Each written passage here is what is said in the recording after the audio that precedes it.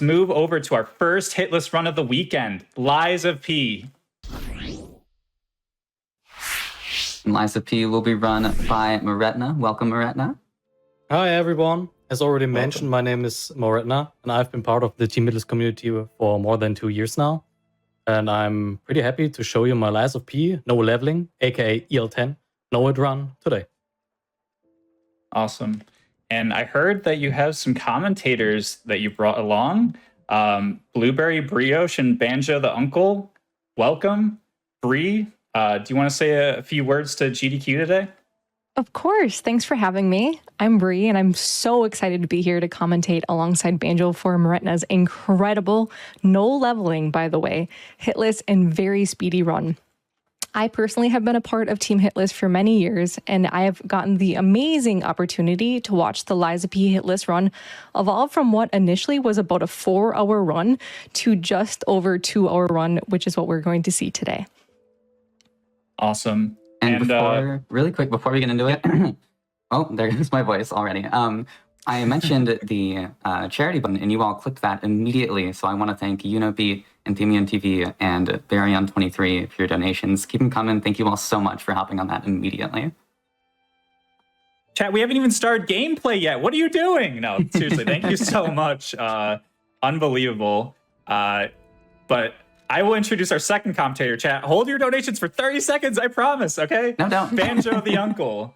Welcome in. Do you want to say a few words to GDQ? Sure, I'll be really quick. Hello, everyone. I'm Banjo. I'm honored to be here today to commentate alongside Bree and look over Moretna's run. It's going to be an amazing event. I'm super excited, and let's see some hitless dominance. Let's go. Awesome. So let's get right into it. We're going to do a countdown. Moretna, if you're ready. 3, 2, 1, go. Oh my gosh, the very beginning of this game, we get the beautiful train station. I was going to say, I'm so excited. So normally, we're actually going to see a speedy strat right off the bat. This is a very slow walk section where obviously the game is trying to force you into immersion. And what you're seeing here is Moretna using his arm, and it's punching him forward, and this is saving him a couple seconds.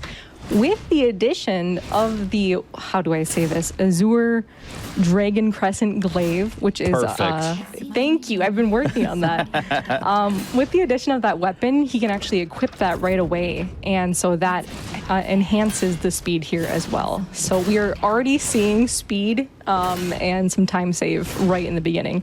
Yep, and that's really much pretty much the name of the game here. Moretna is very quick, and the run itself is very quick. And you see a lot of interesting little finer nuances and ideas, as well as just execution that's going to carry him forward throughout the rest of this run. And as you said, the Krat Central Station is where we begin the fun. And in terms of hitless stuff, we're actually going to see something pretty typical, which is we don't like to fight too many enemies along the way if we don't have to. The fewer things we have to encounter and deal with, the better, if only for safety and consistency, because it's part of the game. We don't want to get hit.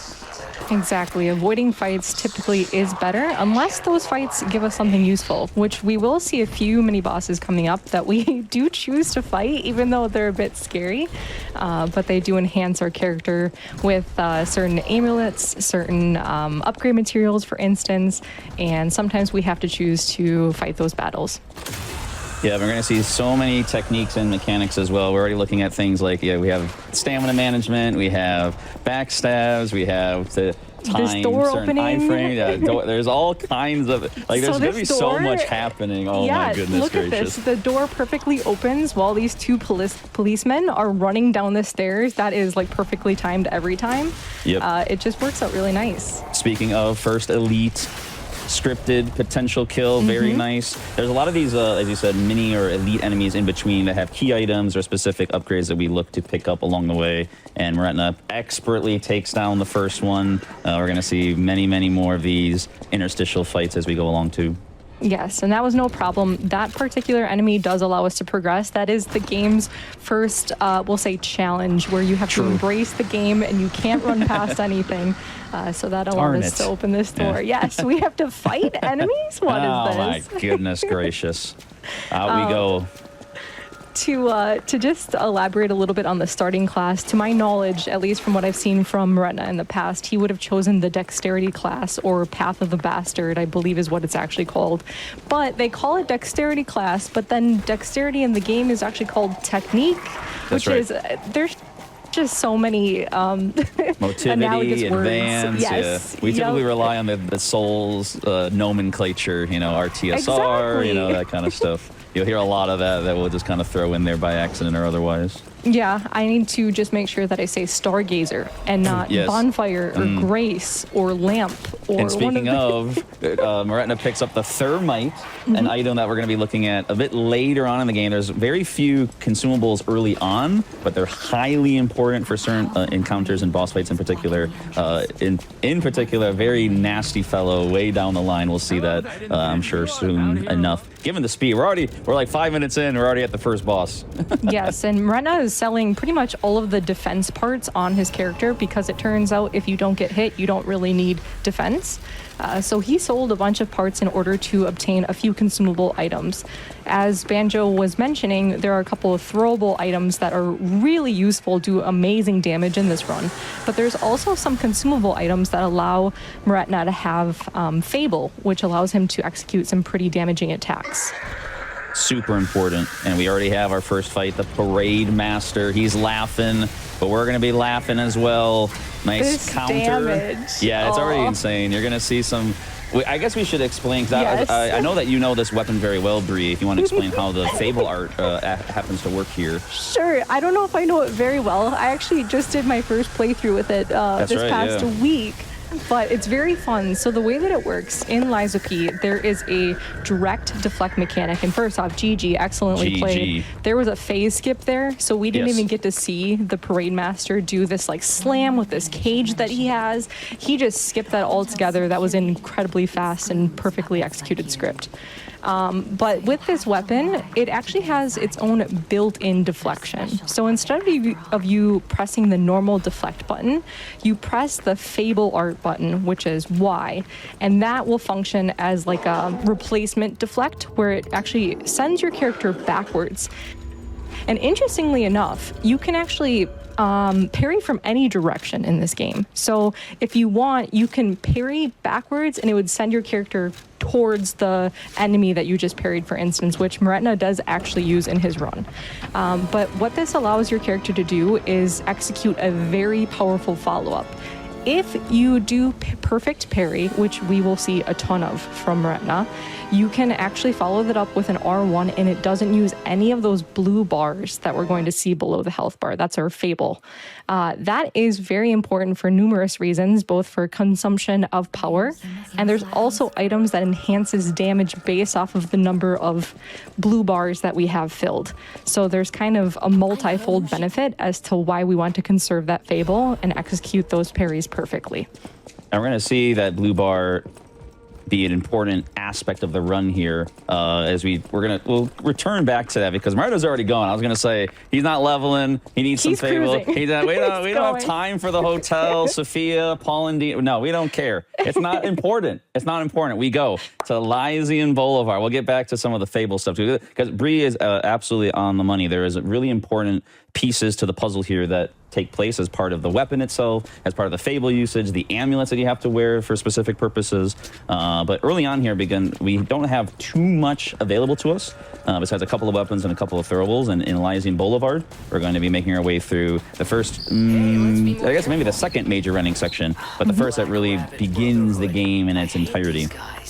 Yes, exactly. And one thing I do want to mention, I did say that it doesn't consume Fable if you do the R1 follow-up, but one thing you do pay in mind is that the R2 does consume Fable. But of course, it's a heavier attack, so it does a lot more damage. It's very worth losing that Fable for. Yeah.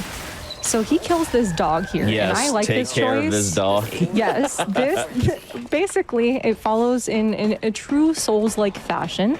The dogs are menaces. Okay, that's every Souls game. If you want to be called a Souls-like, you need a bad dog enemy, so to speak. And that dog can follow you to that ladder and hit you, and then it causes a little bit of upset. Oh, that part's so terrifying every time. Every time I run past that guy. Oh my god, my heart! I hate that. I hate that so actually much. don't even know if he can hit you with I don't any of think his he can, attacks. but it's so scary. And you're going to see this so often here. Like this running section you guys are going to see right now looks absolutely terrifying. Yes, Because there's you're a just lot going to be of- running past throwables and enemies. It's so terrifying every time. Past this guy, past The this pipe dude. cleaner guys. Oh my, yeah, they're so funny, the chimney dudes. Oh, Yes. jeez Louise. Yeah. Oh They, my Lord in heaven. Oh, it's so. I don't know what you did for your run, for your hitless run, but I did run past all of these enemies, but I can 100% guarantee that I have the same, everything that Banjo is vocalizing for us is what you feel like when you do this section. I had to run past them too because I was like, I just had to suck it up. I had to be like, just go, just don't even think, just go. It's going to work. Everything's going to be fine. Oftentimes, that's what it comes down to. The community rallies around certain ideas and strats and sharing knowledge. And so I picked up a lot from Moretna and Bree as part of their runs and some of their videos as well for guidance. And so it's been really interesting to see all this play out, including all these running sections and these bosses. And these running sections are important. We always think like the bosses matter the most, which maybe on some level they do when it comes to Hitless. But you got to get through the whole game too. It's not just a boss rush. You got to manage everything along the way. It's hyper important. I think you actually highlight one of the most important pieces that I like to talk about with Liza P. Hitless whenever people ask my opinion on it for the difficulty, etc. The running sections in this game are impressively difficult. There's numerous enemies that can hit you. There's like constant cycles that you need to be mindful of. It's probably, I would say, of equal value to the boss fights, where some other hitless runs don't necessarily have as great of a weight on the running sections themselves. Where's my torrent? Can I have? Or can I just You'll see that with Elden Ring. I suppose it might just be a different part of Elden Ring than we're used to, but with Elden Ring Hitless, for instance, in comparison, the beginning of Elden Ring Hitless is a lot of setup. To start out, it's usually about an hour of just getting your character set. This run, with this game being a bit more linear than Elden Ring, it's all flowing and happening all at once. So we're already seeing our second boss fight, mini boss coming up, and it just kind of flows, if that makes sense. This darn donkey. This strat though, wait, have you seen this strat? I have, and y'all are about to, don't blink, all right? If you're gonna, don't you dare blink, not just for the whole run, but specifically for this fight, all right? Here we go. Start with backstab. We love those backstabs. So juicy. Nice damage, charged attack, puppet string, which we didn't even talk about yet. We'll have to, okay, hold on. Donkey cooperating. Moretna is fixing it. Okay. If he would have had one more hit, I believe he would have had the stagger on Donkey, but sometimes NPCs do not want to behave. I don't want to jinx, I hate caster cursing, but Moretna has a lot of experience with this boss. Tons. So even though his quote-unquote fast strat didn't work, he should be able to correct this. You just need to be patient. Donkey is definitely a boss you need to be patient with. Yeah, and as we're seeing here too, what's really important about certain backstabs, oh Lord in heaven, when it comes to these strats as well. Good job, Moretna. Well done, dude. Well done. That's very recovery. difficult to correct because Donkey is not, again, none of these are ever gimmies, and especially these quote-unquote NPC boss fights that end up being extremely nefarious with how they operate, with how they sort of attack, and their seemingly infinite stamina, and so on and so forth. And in particular with that fight, we kind of see a major element, which is the backstabs. Backstabs and riposte in this game are rather particular versus stuff like Souls sometimes, where you can kind of get it, kind of, not no matter where you stand, but in this game, they're pretty precise. They're very backstabs and very precise. Yes. It's extremely important, and Moretna handled that perfectly. Again, a dog, taking this dog down is actually really important because he can follow you to the ends of the earth. A few things to point out. I just want to clarify a couple items that you're probably seeing Moretna pick up and maybe you haven't played Liza P for. So the items that are called hidden moonstones, those are upgrade materials. There are two types of upgrade materials in this game. It kind of follows a similar path to Souls, where there's like a boss type weapon and then like standard weapons. Ooh, a little scary in this corner here. It's always terrifying every time. Every time. Always. And so he's just been picking those up along the way. He also got the Puppet Murderer's Amulet, and that is an amulet. It's basically like a ring, if you want to think of it that way, or whatever. Any type of equipable item that it actually increases 10% damage dealt to puppets. Really important important is for this helpful. fight because look who we're fighting.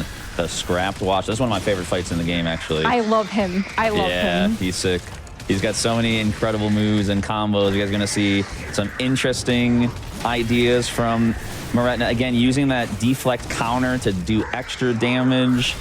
Delay. Oh, it's so good. The parry after parry. He doesn't even beautiful. care. The domination. We should mention, you see the white bar hanging out around the health bar indicates that a stagger opportunity is possible after either a Fable attack or a charge at R2. Yep, he chooses to wait a little bit. You can Yes. kind of push that stagger window quite a long time. There's also enhancements that you'll see his character take over as we go on. That stagger window is further enhanced, and so you kind of can just keep dealing damage, and then at the very end, provoke that stagger. Nice parries. And speaking of the parries there, that's another important element of this game. You guys will see that sometimes the bosses turn very, very red. That's known as a Fury attack. You cannot dodge Fury attacks, caveat, until later on. But in the case of early game, you must parry them if you're close. You cannot dodge them. It's really important to do so. In a Hitless run, That was a beautiful GG. Watchman fight. Extremely that was well done. So quick, so well executed. Sadly, I will say we didn't see too many of his like jump slam lightning attacks. They're so cool. I only wanted to see them because Moretna parries them, which is incredible. Like you can dodge through them, which is my personal preference. But if you understanding the timing, both a visual and just the timing of the attack itself, he parries it, which just looks so amazing. And we should probably explain that too. I think that's a good segue into the idea around Hitless for this game. In particular, Hitless is designed around dodging many attacks, and it also includes parrying. Parrying is always allowed, both in the Souls games, or even Sekiro, and of course now Lies of P. So parrying or dodging is allowed as part of avoiding hits, but guarding or any other like normal, damaging hits that you take are not allowed. Yes. Yep. So for this game, it's very interesting because the parry frames are pretty tight. Like it's not as forgiving as some of the parry frames in other Souls games, like Sekiro, for instance.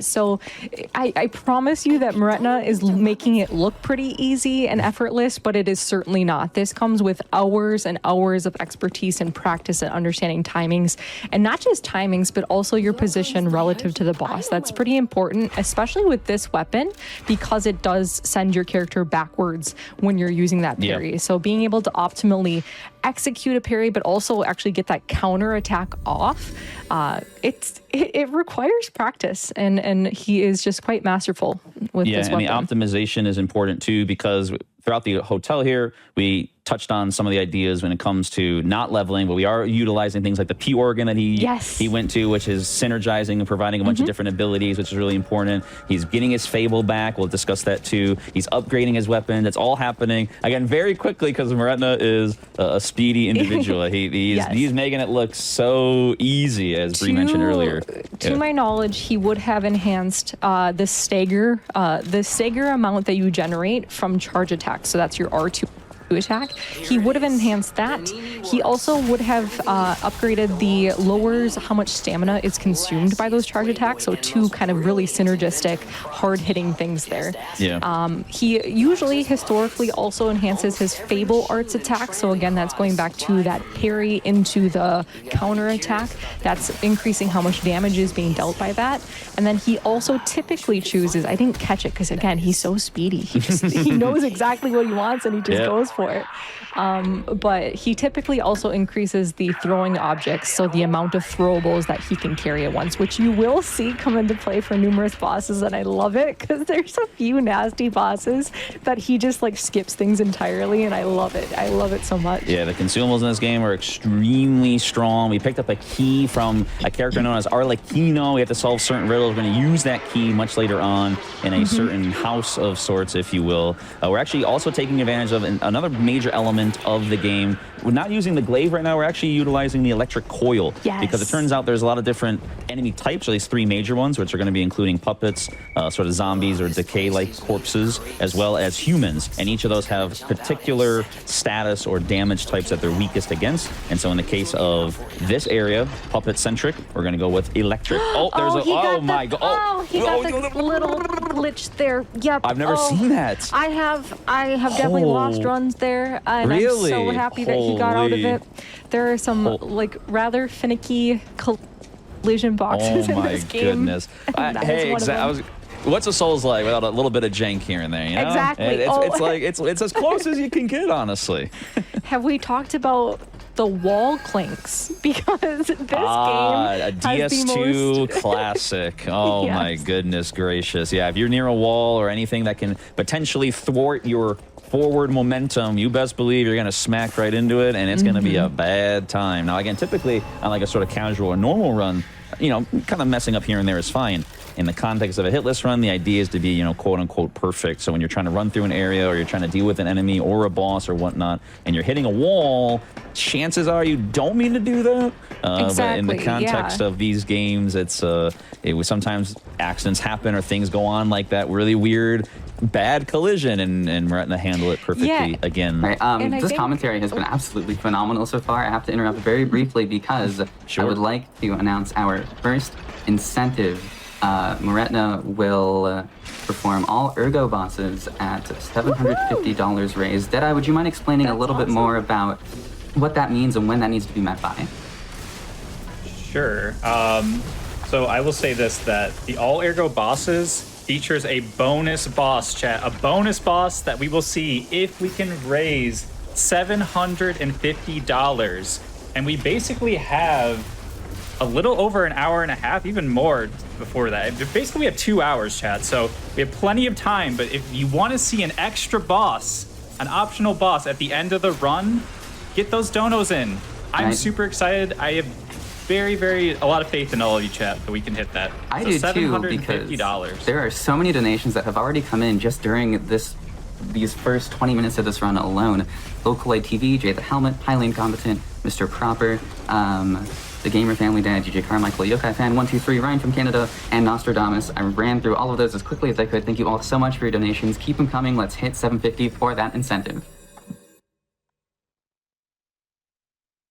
Wonderful. I was having like anxiousness over here watching this fight. He was just getting really unlucky with some of his RNG. I want to make a pun about the future and the donations, but I was Oh, mesmerized do it. by the puppet, by Meretna taking down the puppet of the future. It was just no problems. Typically, you're supposed to remove that poison pool, but it's just like, again, and Deadeye mentioned it at the start of the stream. We don't worry about environmental damage. Environmental damage is perfectly fine when it comes to Hitless. It's sort of a caveat to the rules to make things a bit more interesting or malleable in how you approach certain encounters. And because we can just survive the poison pool and take down the puppet of the future, we do so. We do that because he provides an important material known as quartz for that P organ that we touched on back at the hotel. 100%. And yeah, we were seeing the power of the electrical damage that Banjo was hitting on the damage types in this game. And getting to use the coil on that puppet of the future helps to really quicken the fight. I typically in my runs would choose to come back to that boss much later in the run, just prior to a boss that we'll see probably about 15-20 minutes from now.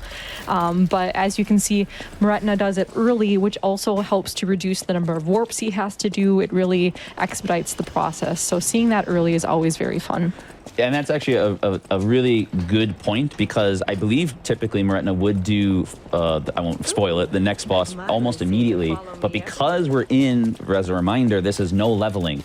We want to try to maximize our damage and maximize our potential as much as possible, as early on as possible. Because when you can level up and do these other things, typically you have a lot more damage. But already, not that we're seeing the effects necessarily, but we're technically already weaker than we would otherwise like to be at this point in the game. And so by leveraging these types of upgrades and whatnot, including another one here with the key. I got my keys mixed up. He actually uses the key now rather than at a certain house later because of the lack of leveling. So we're going to see probably another quartz pickup here. Yep.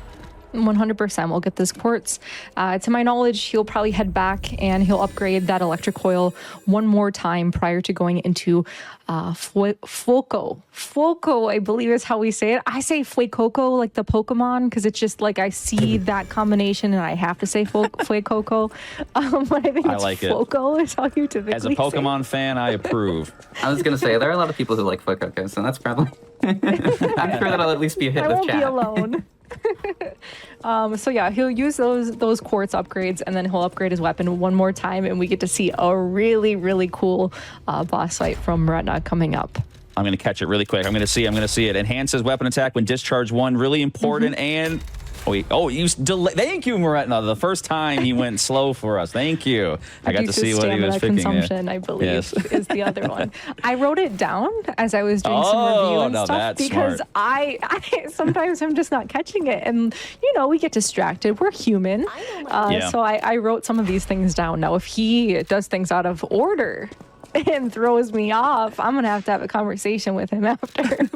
and the P organs are the P organ itself is really important. And you mentioned the non-consumption when dashing. We get to dash more often. It means we have more stamina. The synergies are really important. We haven't really touched on those necessarily yet, but we have we actually have an extra Fable bar at our disposal at this point in time too, which is really important. We're going to see that utilized alongside a particular amulet that's going to give us more damage. More on that later. The synergies themselves. Also, I think we also picked up the Link dodge, which I think originally was pushed later into the P organ, but due to the overall difficulty of this game, it was too hard. They patched it, and then they made the Link dodge a bit earlier to let us mortals have a bit more fun with this game in general. Us souls enjoyers do our dodging. They're like, you're not embracing our parry system, I suppose. Have another dodge, you casuals. That's basically what they said. Thank you. And speaking of dodging, some interesting ideas about to go on with. I love this boss fight.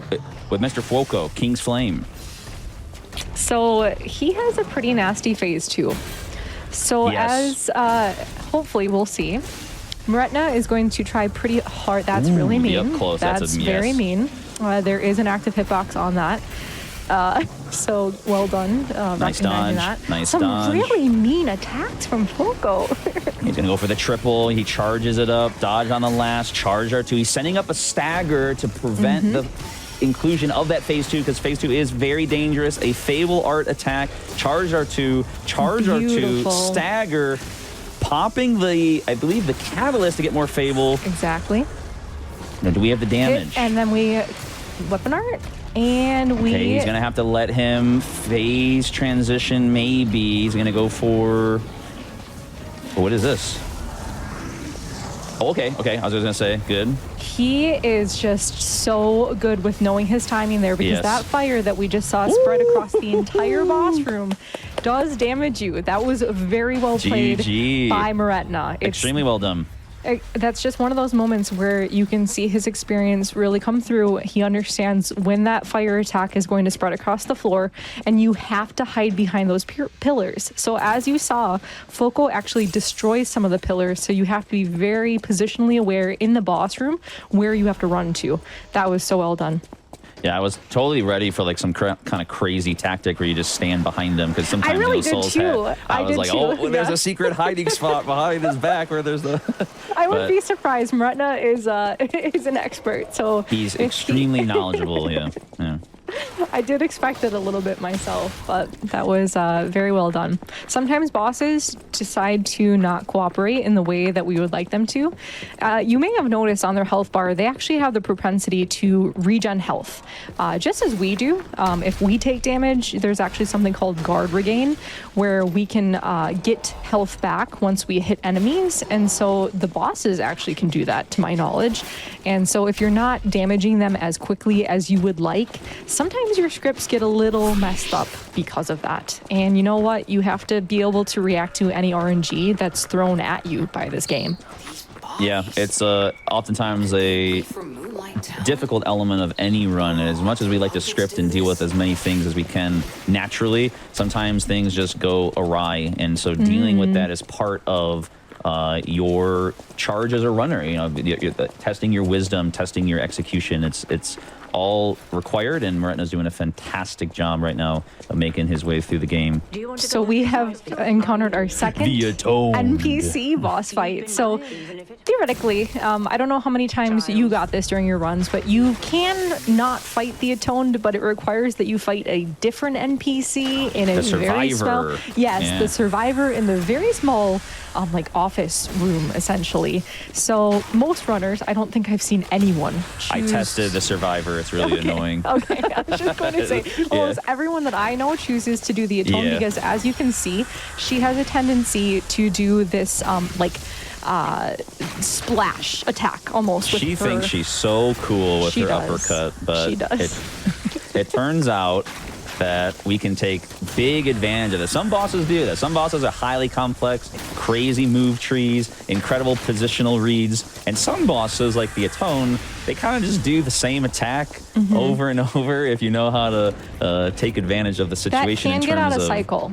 It can. It's possible. If you miss the backstab, she will go into a different attack cycle, which is recoverable. It's not unmanageable. Yeah, the old strat used to be the puppet string to lure her all the way back and then pull her and then over and over. But in terms of the, oh, look at this. I do have to say, Moretna. Oh, he has the voice on. When he's done his practice in the past, he doesn't have his voice on, the Jiminy's voice on. So this is kind of a meme part of the run. I think every runner has gone through this phase where we come up with different things that we do during the gondola section, because it's basically just this long segue to go from one part of the game to the next, and we get this companion, Jiminy. Oh, So Jiminy. would this be an okay time for me to talk about some of the donations we've gotten? Absolutely. Yes. Thank you, because they are coming in fast and furious. There's so much. We have already passed $500 raised, and we are not even half an hour into this run. That's fantastic. It's incredible to see. I need to thank Don't Kill Me Jay, I Am Monograph, Just Trimander, Kelp TV, Dr. Dude, PhD, Melon, and What Is Metal. Thank you all so much. Lidless as well. And they're coming in as I'm talking about them. Like, they're absolutely flying in. Y'all are doing a fantastic job. Thank you so much. And remember, we are still working toward $750 raised for that All Ergo Bosses incentive. And I really am not worried about that, but that doesn't mean you should stop getting those donations in. So, yeah, we are under 200 to hit that already. Let's hit it as soon as we can. I agree. Hit the donations, but not getting hit in game. Big difference. Yes. And especially now as we approach a very evil area. Gosh, I love this area because it is so wild and sometimes it just goes wrong. I wish I had a clever name for the bridge coming up. But basically, we are approaching a This is the cathedral. bridge of Despair. success. Oh, well, not even that bridge. This isn't even the bridge that I'm despairing about the already. other But that was bridge, I that was a see. great jump that we saw. There is an even worse bridge coming up. Yes. And the problem with this bridge is there is a brawl occurring between some puppets and some carcasses, which are like zombie-like enemies. Sometimes the puppets do an excellent job and they kill all of the zombies, which is ideal. And sometimes all of the zombies or carcasses survive, essentially, and you have to weave through. Yeah, so here's the brawl. Here's the bridge. And here's Welcome. the chaos. Look at all of this. Not only So, is it an amazing this guy's location, but being yeah, we get some feisty. entertainment. Oh, right. You're not Yep. wrong, because again, this is semi-RNG, as you said. Oh, they're already all dead. That's usually not always the case immediately. But we're going to bomb and weave and bomb. Nice dodge. Bait out the elite enemy. Don't want to take him down. We maneuver around the outside, continue forward, and we're past the brawl. Yeah, that's a very, again, all very difficult sections, including the smaller bridge I was so excited about. That if you fall down, you have to deal with enemies. That's true. You got to deal with these enemies. There's all kinds of things, again, in an RNG way or just in a way that you think are going to go right that tend to or can go wrong. You have to really adapt to the situation. And again, Moretna is making it look easy peasy. There's actually a meme that can happen at the first door that we would have opened where you get the view of the bridge. Sometimes those carcasses can be so close to you that they can hit you out of the cinematic. That's true. Yeah, exactly. So as you regain control of your character, that zombie can just choose to ruin your day, essentially. And that counts. So some people may be like, well, that does. shouldn't count, right? Well, in terms of Hitless and the spirit of the challenge necessarily, what we like to think about is that even if the game glitches, and even if the game is doing something quote unquote unfair, we typically, view those hits as allowed because, or those count because the nature of the run is trying to, defeat the game to the best of our abilities, even if it's cheating, and especially when it's cheating, that victory feels all the greater. Exactly.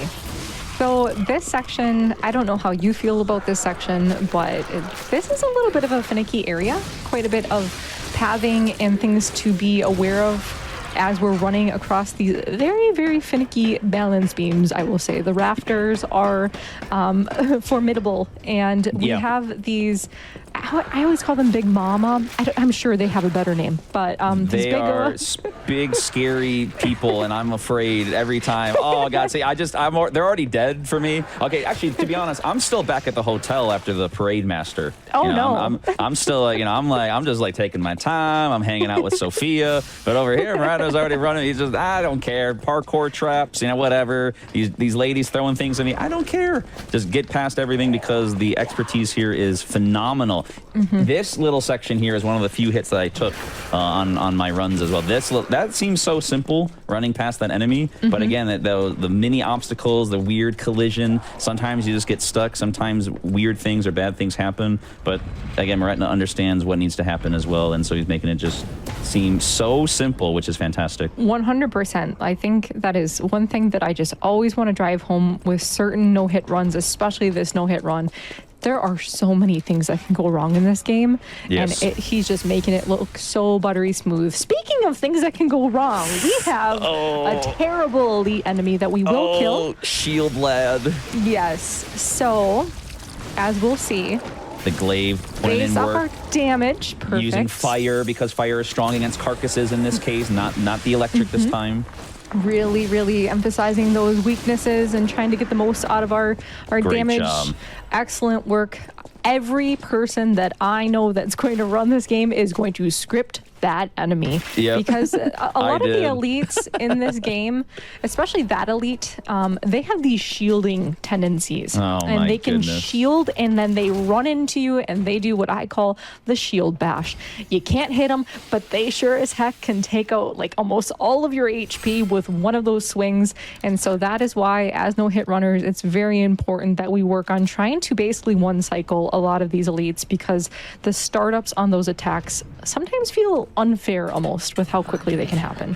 And one of the amazing things about this game in general, that's why I love this game. So this is an excellent video game. Everyone should play this game. Is because an enemy like that, or that elite like that, you basically just see it one time rather than like repeating a bunch of things over and over, which is fine to repeat stuff, of course. But what's particular or unique about this game sometimes is that they'll just throw in a random unique elite just out of nowhere, and you'll never see them again. And it's really, really cool because especially in a hitless or challenge context, you have to adapt or understand and learn that situation too. And this game is just so fun with so many elements like that, from the enemies to the different parkour sections to the bosses, and it's such a good time. I agree entirely. This is, if you guys are fans of whether it's the Soul series or other Souls-likes that have been developed in the years, this should be at the top of your list. It is very polished. The dev team is very responsive. They're currently working on a DLC. We don't really have information on the release, but we have gotten some hints. And yeah, it deserves your time and attention. It is an incredible game.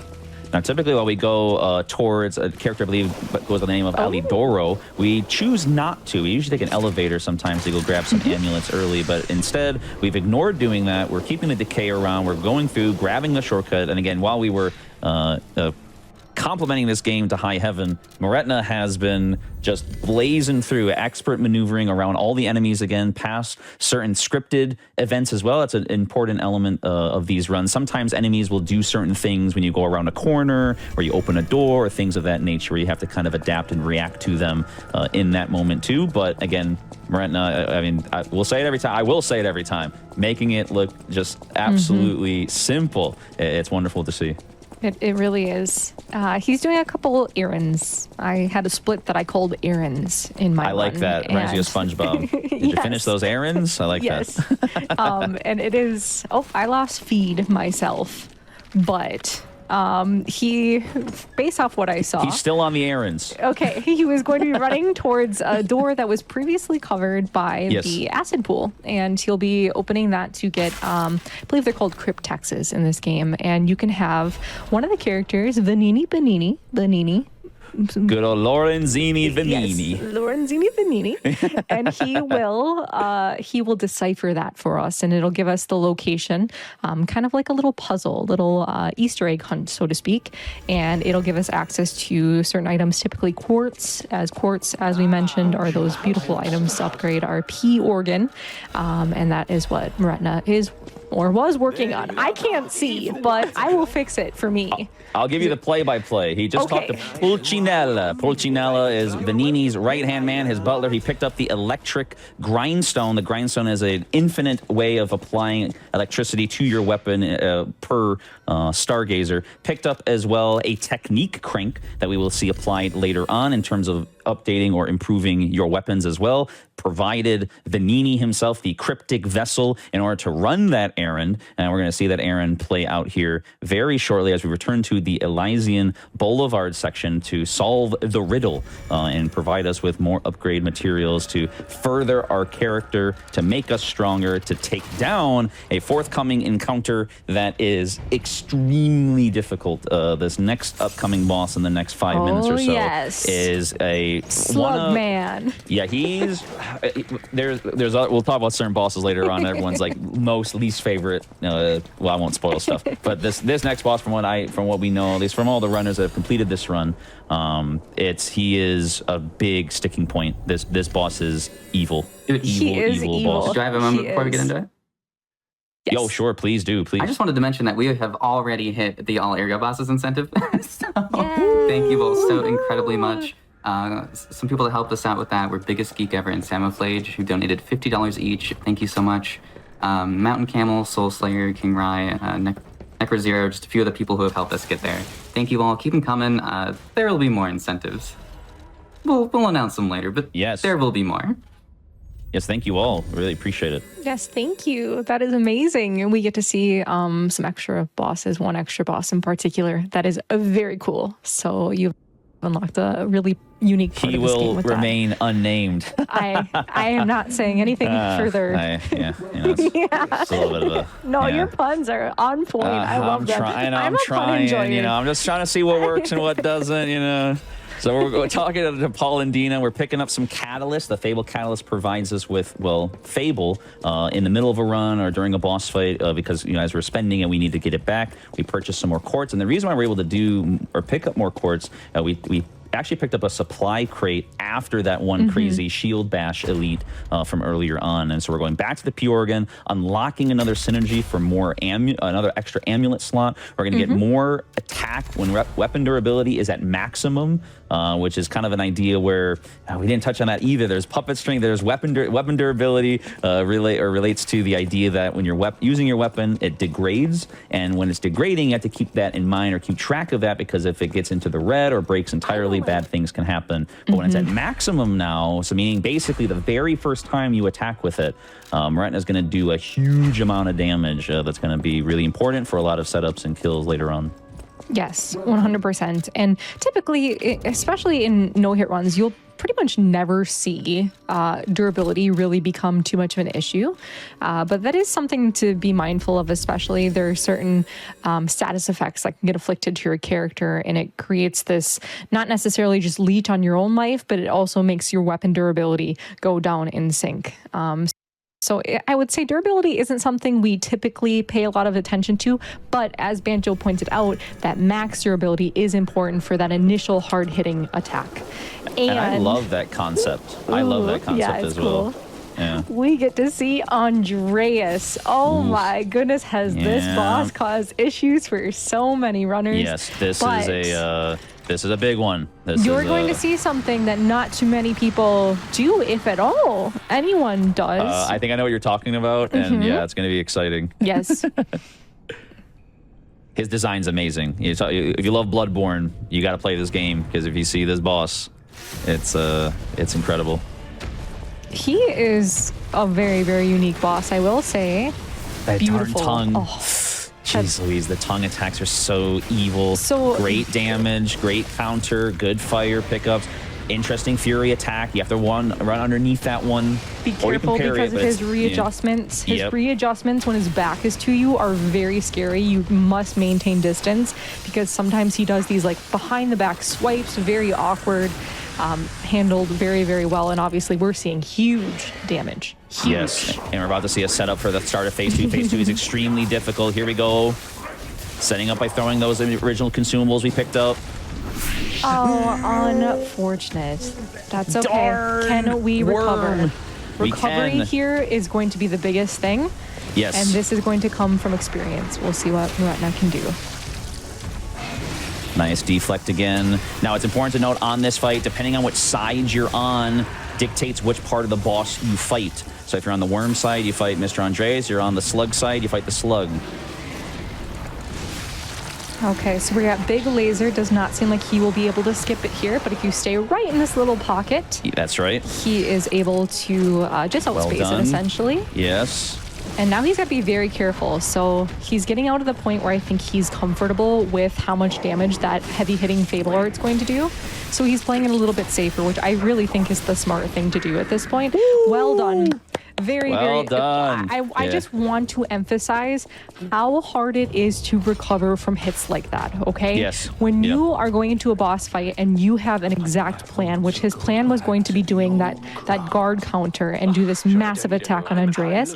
Obviously, it didn't go as he was expecting, but he beautifully executed recovery stretch, which is, that's typically, in my opinion, one of the most impressive things about doing live events, is being able to adjust quickly depending on what the game demands, which Yeah, was and it perfect. demonstrates knowledge as well, because it's one thing to script a boss, it's another thing to be able to adapt to the situation, know what they're doing, and react accordingly. It's never any of these, and again, and you touched on it a lot earlier too, which is good, is that this game is not just difficult for just the bosses and what they do, but the mechanics, the parry timings, the dodge timings, none of it is ever easy. So in any hitless context, whether or not you're doing a running section like this or having to do a singular perfect parry, Yes. it's always going to be an endeavor, but again, Retna's making it look extremely easy, and it was an awesome display for that fight too. Exactly, yes. Now, typically in a no-hit run, you would have reset. It depends, right? We all work on a PB basis, so that's a personal best. So if you're working with a low PB, there is a chance that you would have reset, but this is a hitless speed, okay? We are looking at both sides of the coin. We want low hits and we want a fast run, which Retna is executing perfectly. And obviously this is a live event, so of course we're not resetting in a speed run environment, but that's how typically it would work, just to allow viewers to understand how that would usually go in the context of trying to achieve a no-hit run. Yeah, and that's actually a really good point, because in the context, or in the case of Andreas, what's important is the consumables, right? Because if you run using those consumables to set your Yes. script and you run out of them, it's like, well, okay, well now what? Well, you either use a save state or you might reset the run. But yeah, in the case of this event, we're gonna keep it going, because we can keep it going because again, Retna did a wonderful job of adapting to that situation. Yes, that is a really good point that I didn't even think of, but you have to remember we're used to having a set amount of items for every boss, and once those are depleted early on, you can't do anything about it.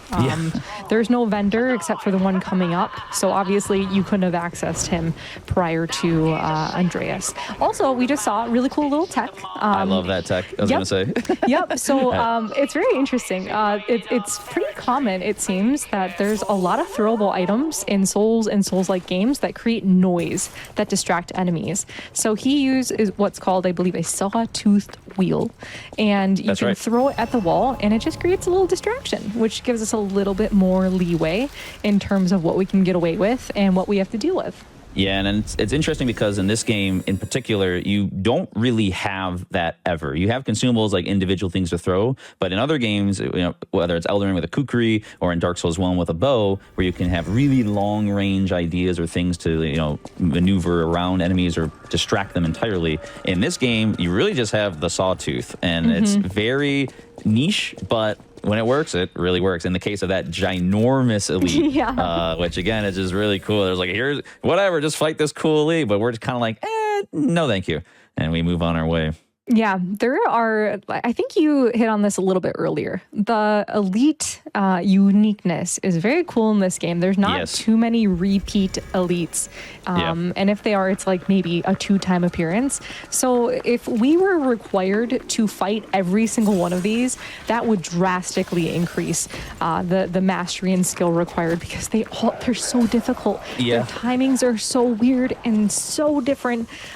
So having these different tools to utilize at our own expense is very important.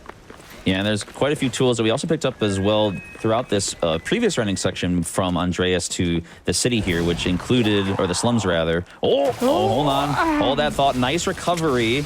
Very well done. She can be tricky. I've had some tricky moments with that lady. Yeah, but very good recovery. Yeah, that's a tricky thing. We're picking up quartz. We picked up actually a couple amulets as well from Alidoro. We actually talked to him briefly. We picked up the Conquering Amulet as well as the Extreme Modification Amulet, both of which will be utilized. I'm so proud of you and so happy you remembered that, because I definitely knew the whole title and totally would have filled in for you had you had a lapse there, but you honestly, did so good. Honestly, I knew you knew, but I just wanted to take all the glory, so I apologize for my selfishness, in fact. No, so that's all you. But we picked up those amulets so that we could do more damage, both in terms of our parries as well as our Fable Art accruement. So it's going to be played into later on. And we're actually going to pick up another key. I was going to say, I think the ring. Solve it really quick. It's a candle. I know, if you guys didn't solve that quickly enough, it's okay. Moretna did for us. We get another key, and we're going to be utilizing that one in the house later on. That's the house key, I believe. I had a little mantra that I would say over and over when I did my runs. That's nice. To remember that's the good. puzzle. Yeah. Yeah, because that's a good point, because if you get it wrong, bad things happen. Yes, your damage is messed up. You don't have the same stats or DPS that you're expecting. So so one thing that I like to point out in that last section, those dogs, dang it, not the trap hit. It's ruined. I can't believe it. It's over. Moretna, could you, I thought you were supposed to dodge it, man. We've been over this, man. We only had one session with Moretna, and that was specifically to go over that trap. I can't believe this. Man. Okay, to be fair, this is a joke. That trap is always happening. You can't avoid it. It's literally impossible. I think everyone's I tried 1,000 different ways. It's not possible. You literally, it's scripted. Yeah. It's just a running meme in the community at this point. And it's funny because you'll get new viewers, every now and then. They'll come in and they're watching. And there's always one that freaks out or asks about it. So, you just have to embrace. You have to embrace it.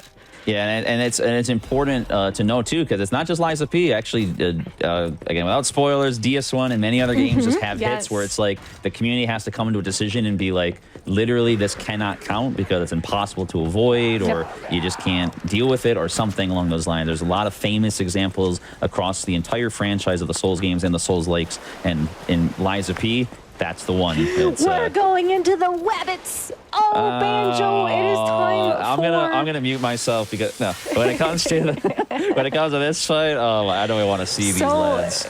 This fight is I'm gonna call it a gank fight. Yes. Thankfully, there is a way that you're going to see Moretna actually controls how many bosses are out at one time. So typically it's going to be one parry followed up by a heavy attack that will force a new enemy to come into the fight. That's based off the damage threshold that he knows very perfectly. The first separate enemy, the little rabbit that we see, she's not terrible. On the list of terrible additions, she's like the least. She's probably the least terrible. Yeah. But you'll see as we go on. They go in order. They do go in order. I think that's a perfect way to describe it. My God. They are very frustrating to deal with. So you will see Moretna using certain items, certain throwables to dispatch of them, because we are not dealing with these guys. I did cave to throwable technique for the last one because I just could not. Oh man, the final Fire Bunny is absolutely abysmal, and we're gonna see that we're gonna prevent him from doing anything. So actually, Moretna's on the side there. We'll talk about his consumables and how the items work in terms of how you access them. But he's actually highlighted a very important one known as the cluster. And the cluster is going to be a way to control this final bunny, because this final bunny has a particular technique that is horrendous. And so we're going to see this show up very soon, as Bree said. Once the health threshold goes, he comes down, clusters out. Perfect. Get away from me. I don't want to deal with you. Please die. Big Please boy die. Getting in the way. Big boy getting in the way. Oh my God, big brother, you had to just make it spicy. Let's go. Always. Well That's done. awesome. GG's. So I can assure you, guys, that almost every runner that I know has spent upwards of probably 10 hours in this boss fight just trying to lab something to make it much more palatable. Because holy goodness, if you get, like, for instance, if you have the big brother out and somehow you accidentally summon 2 of the siblings, that's pretty much rip. And that final saber rabbit, Banjo kind of alluded to this briefly. He has this quick stab. It is this flurry of attacks, just forward piercing stabs. My Lord. And it is nearly impossible to avoid, and it is terrible, and it shouldn't exist, but it does. But don't worry, guys. Puppet string. Like, Yes, yes. What is the problem? Don't worry, we didn't even get to see the best part of those bosses, which we will get to see later. And I'm not gonna say, But they're gone. What do you mean? I thought they're. well, maybe in our nightmares, because we're all so okay. traumatized about. Well, man, I hope we don't see them again. They're definitely I'll gone just- forever, I'll- for sure. Thank goodness. All Yeah, right. Well, I won't even think about them for the time being. Me too. Yeah, I'm gonna go take my shower from sweating so much, just like seeing the name pop up on the Oh my screen. God, I'm getting sweats. Just like like you said, spending hours and hours. Yes. Like, does this throwable work? What if you time it like this? What if this happens? What if I'm over here? And it's just like, To my knowledge, there is only one weapon combination that can skip some of the ads entirely, and that usually involves a weapon called the wrench. The wrench has an ability that just puts out this insane amount of damage, and so with the right combination of throwables and attacks done prior to a certain health point, you can actually take out that big sibling. And if you do take him out prior to the other sibling summoning, then the fight is over. But there's only one weapon, to my current knowledge, that can achieve that. So. And when it comes to, the weapons themselves, or how we're kind of taking advantage of the situations, like the bunnies, we're seeing again Moretna upgrade more of the P organ, applying more synergies, and utilizing efficiency in his quartz usage as well, getting back our Fable, and now we're heading towards. We picked up a key from Lady Antonia, the proprietor of this hotel, to Rosa Isabelle Street. Now, Bree, are you a fan of, I don't know, operas and operettas? Like, do you happen to enjoy? I have never been. Well, you're lucky, because here in Rosa Isabelle Street, we have just that. We have the incredible entertainment sector of Krat, including, but not limited to, Adelina Corday, the lady in the red dress. Now, I do know a lot of the lore of this game, because I love this game, and so I'm always ecstatic to share the lore. So again, I encourage everyone to look into, if you like the lore, you like Bloodborne, you like Souls Likes, again, this is a really awesome game. And this area in particular is very awesome too. Yes. Yeah. Yep. That story is pretty tragic. Yes. In terms of like family competition and jealousy and things we're willing to do for success. There's a lot of like very interesting themes tied into like some of the side stories in this game. I almost feel bad, except for the fact that now we're going to be fighting. For that bullet, we're good. Yeah, that's true. That bullet is actually really dangerous as well. So, White Lady. Oh my goodness, what a boss. So he's going to throw some canisters on the ground, which are going to continuously apply damage while she is being backstabbed. So not only is he doing backstab damage, she is also a menace. Huge menace. You will see, hopefully not any, too terrifying of techniques that this agile NPC likes to pull out of nowhere, but she is very fast. Oh my god! Can we just get a round of applause for that. I know some of you may not appreciate what just happened, but I'm going to say one statement about the White Lady.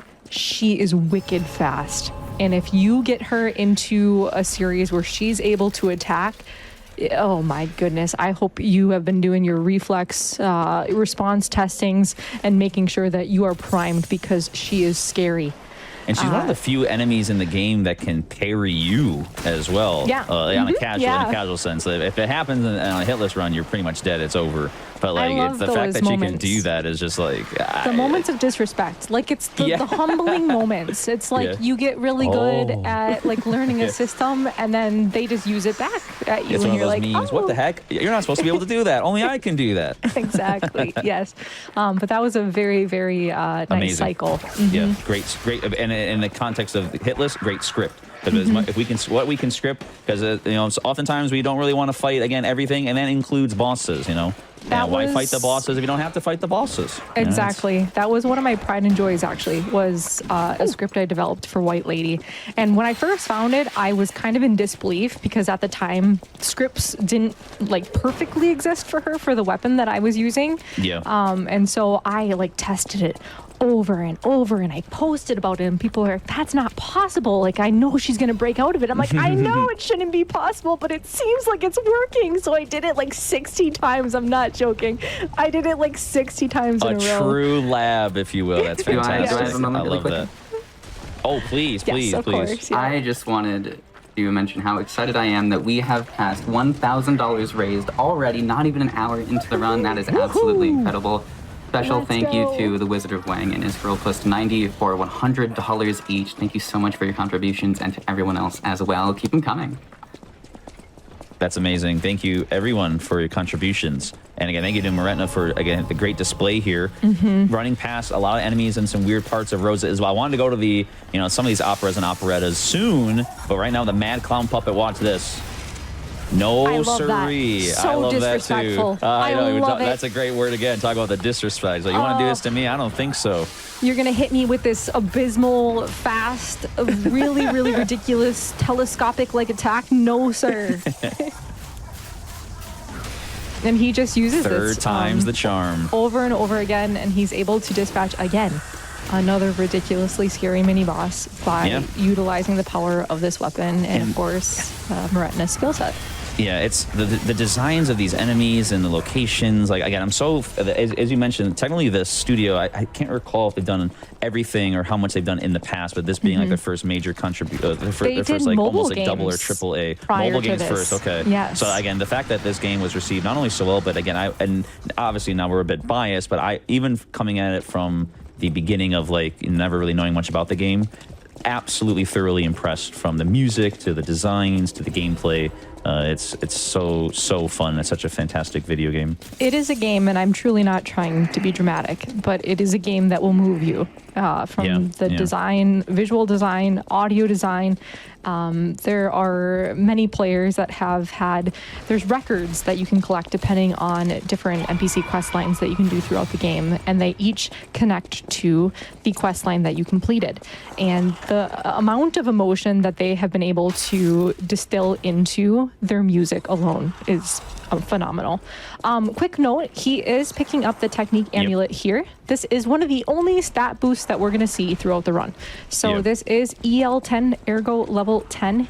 Keep that in mind. We have no levels, right? We've been doing this with he's just flying through the game. He has not leveled his character. And so that is one of the only stat boosts that you will see. It gives, to my knowledge, +4 to Technique, which is analogous to Dexterity, if that is more helpful to the Souls players. That's correct. And there's that house key. Finally using it to pick up another quartz. We often use these keys to grab these extra quartz. We ran right now we're in the Opera House, and this is one of the coolest areas of the game. It has one of probably my favorite design enemies, the spider puppeteer ladies. They're super cool. The actual like decor of this place, the ambiance, and of course the boss fight that's forthcoming too. But one thing about the spider ladies, we didn't get to see one, but they actually create marionette strings on these little puppet girls that we're seeing in this room. Thankfully, we didn't see any puppet strings, but once in a while, there's a spider lady that patrols above. That's right. And if you are out of cycle or you're not fast enough, for instance, these girls can get these marionette strings, which causes them to basically hyper armor everything. And man, do they pack a punch, and they really make up ground on a lot of their attacks. It's such a funny dichotomy because there are these tiny little, little puppets, and they're just like, sorry, we're going to destroy you now. I love it so much. Basically, you're like, oh, you're kind of unsuspecting. And then suddenly they get those strings, and you're like, oh my goodness. We picked up now, we turned in the Vanini box, which is a comparison or parallel to the Krat supply box. Vanini. Yeah, as I tell people, I'm always doing like the hand motions, like Pulcinella. Like, if you can't see me, I'm doing it. I'm doing the classic. Like, I love it. I love the setting. I could just compliment this game like all the time because like there's just so much about it that's so endearing and so fun. And so we picked up a new amulet for more carcass damage or more damage against carcasses, as well as another grindstone, another sort of semi-infinite grindstone, which is the acid grindstone, which acid is the counterpart to the human enemies that will take on more synergies, more quartz, more damage. It's more. The theme is always more. Give me more. Right? Exactly. More stamina, more damage, more fable, more. But sorry, except for levels. No levels. You're not allowed to do that. Sorry, One Marina. thing that I did want to point out with the P organ. So yes. I don't think we highlighted this, but every time that he's making a selection, that has its own ability. But that ability is under a subsection. So the subsection actually, once you complete it, so you insert enough quartz into that area, you get another overarching ability. I'm going to be honest, with no hit, those are not super consequential, but there is a specific way that he is choosing to use his quartz to unlock higher tiers. There are sections that you can complete, and with each of those nodes will say completed, it will further advance the tree, so it allows him to get a higher tier like sub ability, if that makes sense. Yes. So that's why you're seeing him choose certain nodes versus others, essentially. And we're choosing to go in. Here we go. My favorite boss design in the goodness. game, the phase one, I should say. Phase one has like it's an amazing. We'll let it speak for itself, but this is the King of Puppets, and this fight is super, super cool. Here we go. Cool music. Cool. Look at the design. He's so cool looking. Oh my god. He is amazing.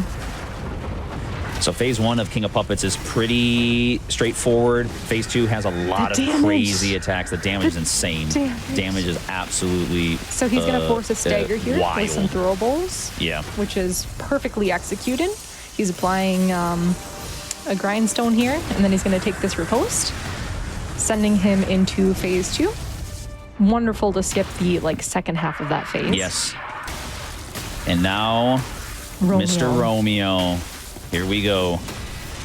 Beautiful Very parry. nice counter. And now we're going to be seeing some incredible damage because we do not want to deal with a particular attack from Mr. Romeo. The damage, the riposte, the forced phase transition of the so-called fire waterfowl, and it's over. Let's go. It is over.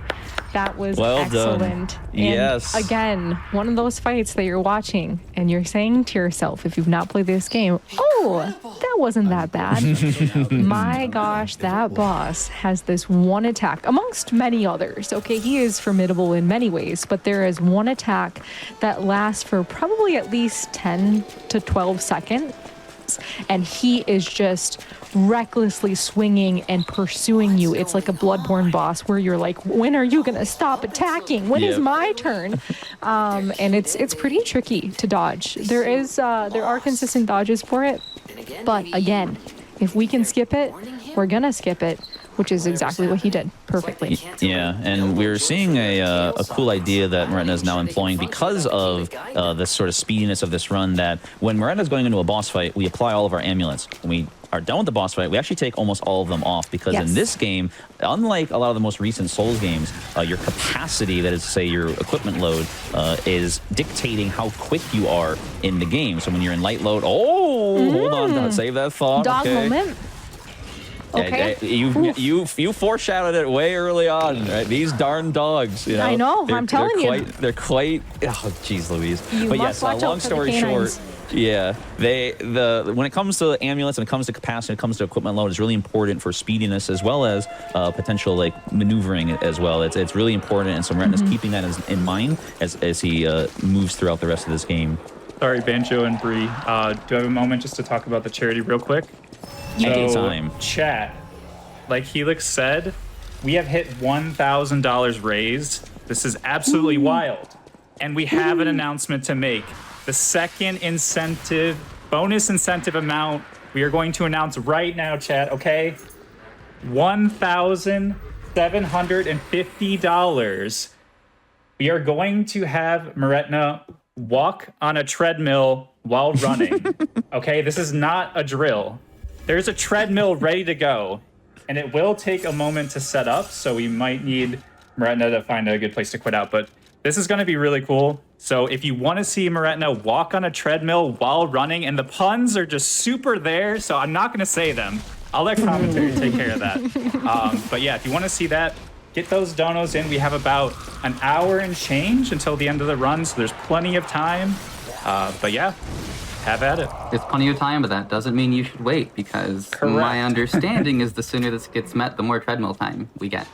Exactly. And we want to, keeping Moretna healthy is important because we want him to Heart be health. nice and strong, right, for the rest of this run. So we got to see that incentive through to the end, please. Yes. One thing that I want to point out with a couple of the enemies here, there Yes. is one enemy type, I call him the sploosher. They have a tendency, it's usually their first attack, I already know what you're talking about. they sploosh and they have this acid that just, it gushes from their body. I have no better way of saying that. And that's an instant attack and it does damage you. So you have to be very mindful of not allowing that to occur. Honestly, maybe more dangerous than this guy. He Yes, looks look at this. incredibly Look at that. crazy, Oh my but he's gosh. gone. You know, Damage. take a bath, right? Just lay down here, dude. It's over. And this is Moretna's time. Let's go. Yeah. Again, another elite where it's like, no, it's we don't need to deal with them. The big damage is exactly what we want. Again, taking off the amulets. You're gonna see that a lot now for the rest of the run. That he'll pause the game, or the in-game pause, where he will then take off the amulets to speed up and keep moving. And in terms of getting through this area, this is the Lorenzini arcade, and this location is again just rife with crazy zombies and I falling love those behemoth decay, and enemies. Those guys are so funny with their I like love weird them. eyebrow mustaches. I love them. Yes. It's like, is that your face? Is that your Yeah. neck? Is that Yeah. some other orifice that I just don't know what I'm it not is? gonna lie, I'm but- jealous. I wish I could grow a mustache like that. And I do all right, but every time I see them, I'm just like, you make me mad, and I'm jealous. Yeah, they're very cool. Yeah. I think we will see one of those splooshers coming up. And I just That's like right. to point them out because it is very important that you understand that dynamic. So what you're seeing Yeah, Moretna takes do, him down. Yeah,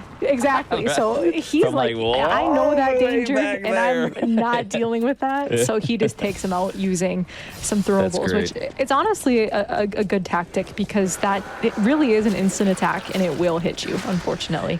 Yeah, This- and we yeah. didn't mention this too, that there's with those consumables, or now I should say, sorry, the throwables, that because we've gotten through the slums from earlier, we have access to infinite throwables and consumables Yes. forever. We can Good just point. pick up and buy. Before we couldn't, we were very limited in the early game, but then the developers were like, okay, you made it this far, you can give all of your ergo to this one dude and he will give you everything you want for the rest of the game. We still pick up stuff here and there because it's cheaper or better, but, and speaking of using We are consumables, seeing the gesture. this guy's a crazy cool design. He is. I don't know when you initially got to play your first playthrough. I heard before I joined, Yeah. this lad was unbelievably unfair. He used to be just like, how do I deal with him, essentially? And Oh, man. now he's a lot more, I'll say, squishier. They've made him a lot squishier, a bit more manageable to understand. But again, it doesn't Yeah. matter because the damage that we're dealing, it makes it obsolete, essentially. And we're halfway through the game, no Yes. level ups. Like, go on, yeah. One thing that he did drop is, I forget the actual name of it, but it gives you more ergo when you kill enemies and or bosses.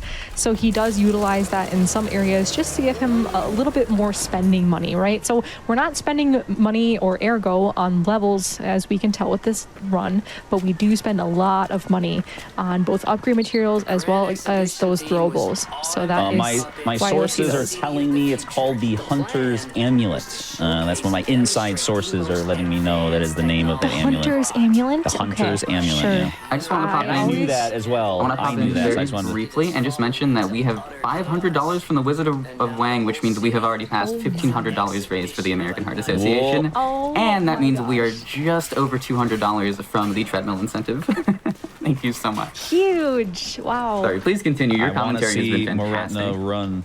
Oh, no, thank you. Appreciate it. It's thanks to Moretna and again, the event for hosting us and letting us do this because, yeah, we're only as good as y'all. And so thank you for that. Appreciate it. As you can tell, Banjo and I could probably talk about this game all day. So I want to talk about it all day. You're just giving me the opportunity to go over things that I really love.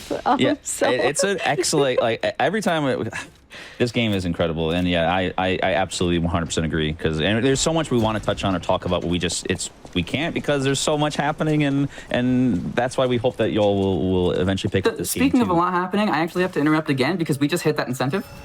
Let's go! This girl plus 90 donates $209, and now we are at 1,750 total to the American Heart Association, which means we have already hit the treadmill incentive. Yes. That is ridiculous. Thank you so much. Wow. That was so fast. Yes, thank you, everyone. That's Absolutely amazing. incredible. Retna, look at what you did. Chat, look at what you did. This is amazing. Moretna's now gonna.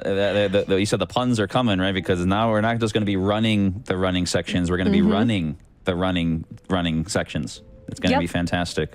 So we'll give him a little bit of time. I believe he's going to transition over to the treadmill. Yeah. So we have to allow him to get set up. I think I see him getting set up with it right now. Yes. Big shout outs to Moretna, by the way, for being willing to do this. This is such a fun incentive, and also to just take a couple minutes in the middle of the run and set this up is really funny. I don't know if you guys have ever played games while on a treadmill. So I've done it a few times. I take my Switch and I'll either be running or walking on a treadmill. That's great. I usually have to do it with casual games because my brain can do it. It's just not flawless. So I want to remind you guys of how many multitasks Moretna is starting to take on now. This is ridiculous. The only thing I'm usually doing is munching on some Cheetos. So yeah, walking at the same time as like playing a video game, let alone a hitless run. No, wait, what is it? Like pat your belly or like rub your belly, pat your nose or something like that? Good luck. I'm doing it right now. Are you? Yeah. Hold on, wait. If we can't I'm still doing those hand motions with Pulcinella. No. So speaking of running, we run back to what's known as the Red Lobster is the location, this little side restaurant. And the joke with this guy is that this merchant, he's literally the strongest enemy in the game or the strongest character because the amount of ergo he has probably in his coffers at this point rivals that of Simon Manus. Ergo and unlimited consumables. This guy is a walking ammunitions box. It's concerning. That's actually an interesting point because if he wanted to attack you, we would lose immediately. He would throw the kitchen sink. You would be Walker of Illusions to him, and then you would be. That's a good future reference. I like that. Yes. I can't. That's because that. Oh my god, that boss. I can't wait. God. That's gonna be a good time too. I mean, and again, that's expertly pointed out because of the ergo. We're not leveling, so we have thousands and thousands of ergo. So why not use it for something else? Just use the money to buy from the merchant to get all the consumables you could ever want for the rest of the game. Which might seem excessive at times, but sometimes things do go awry where sections may need to be reset or you have to use more than anticipated. So that's definitely not, you're not being overly cautious because things can happen and having those additional throwables can be nice.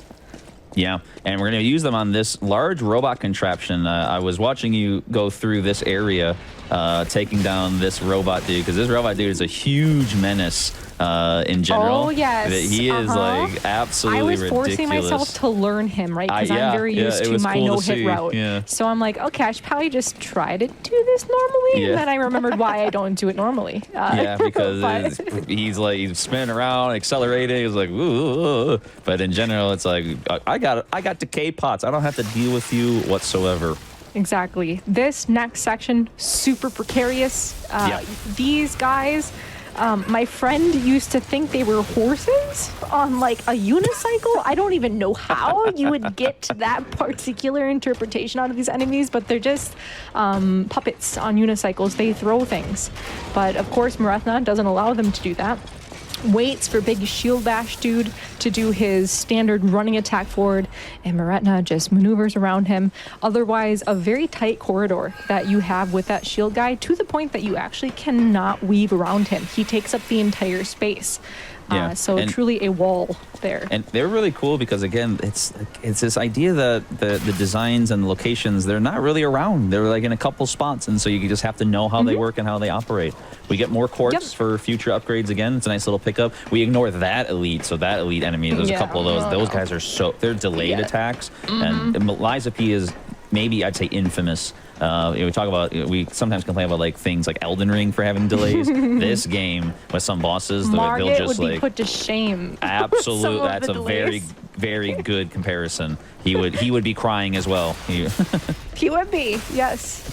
So he's taking out this particular puppet that, again, is blocking the corridor here. So you have to start taking out some of these enemies. As we see, they decided that we're going to put a literal wall on top of they're some just like, that's a rafters. good point. There's just a ton of enemies now, all in these tight spaces. They're just like, we don't want you to progress very quickly. We're gonna see a cool technique here with the puppet string. We upgraded it earlier, called the trace, which is going to pull Beautiful. us. Typically, we pull them. Now we're going to pull in, and that allows us to kind of maneuver. We do that a couple times, depending on the run, if you're utilizing the puppet string like that. As we continue to make through this major area, which we should mention is known as the Grand Exhibition.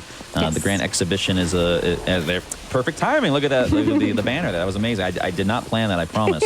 We're taking care of this area because this location is on the way to, another important spot that we have to get to eventually. But this place is really interesting, again, because of its lore and the setup for, the eventual boss that's coming up. But again, Moretna's kind of maneuvering through all the tight spaces, maybe picking up a key here, I believe, as Should well. be, yep, this is Another an easy phone call, one. ring, ring. Yep. All right, really quick, chat, really quick.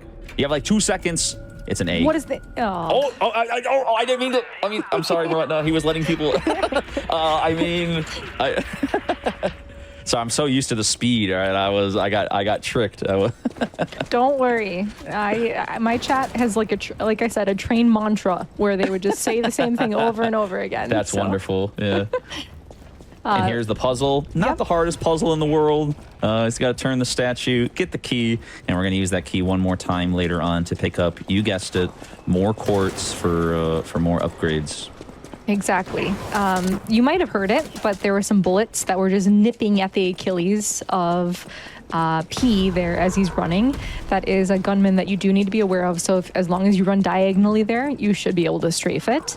This mini, I'm not going to spoil his name, but this mini boss that's behind us, he always gets a little too close for comfort as you're opening this box. I've never personally seen him get to the... Look at him! He's flopping on the ground! Look at him! He's just being a little menace. Why are you here? Go back to where you came from. Like, you don't need to be that close to me. But he's really hard.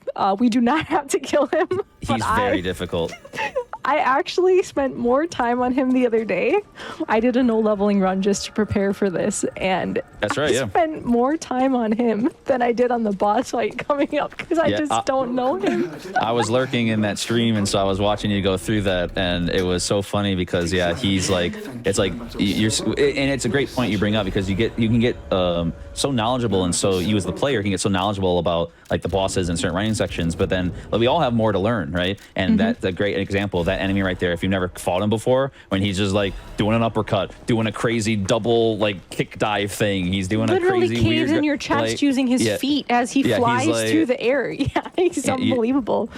We all want to learn more and be better, but sometimes we all come from the same position where we don't know, but then we learn, we practice, and we improve. And it's a great demonstration and something that we all adhere to as hitless runners or challenge runners in general. And I think that's a great point.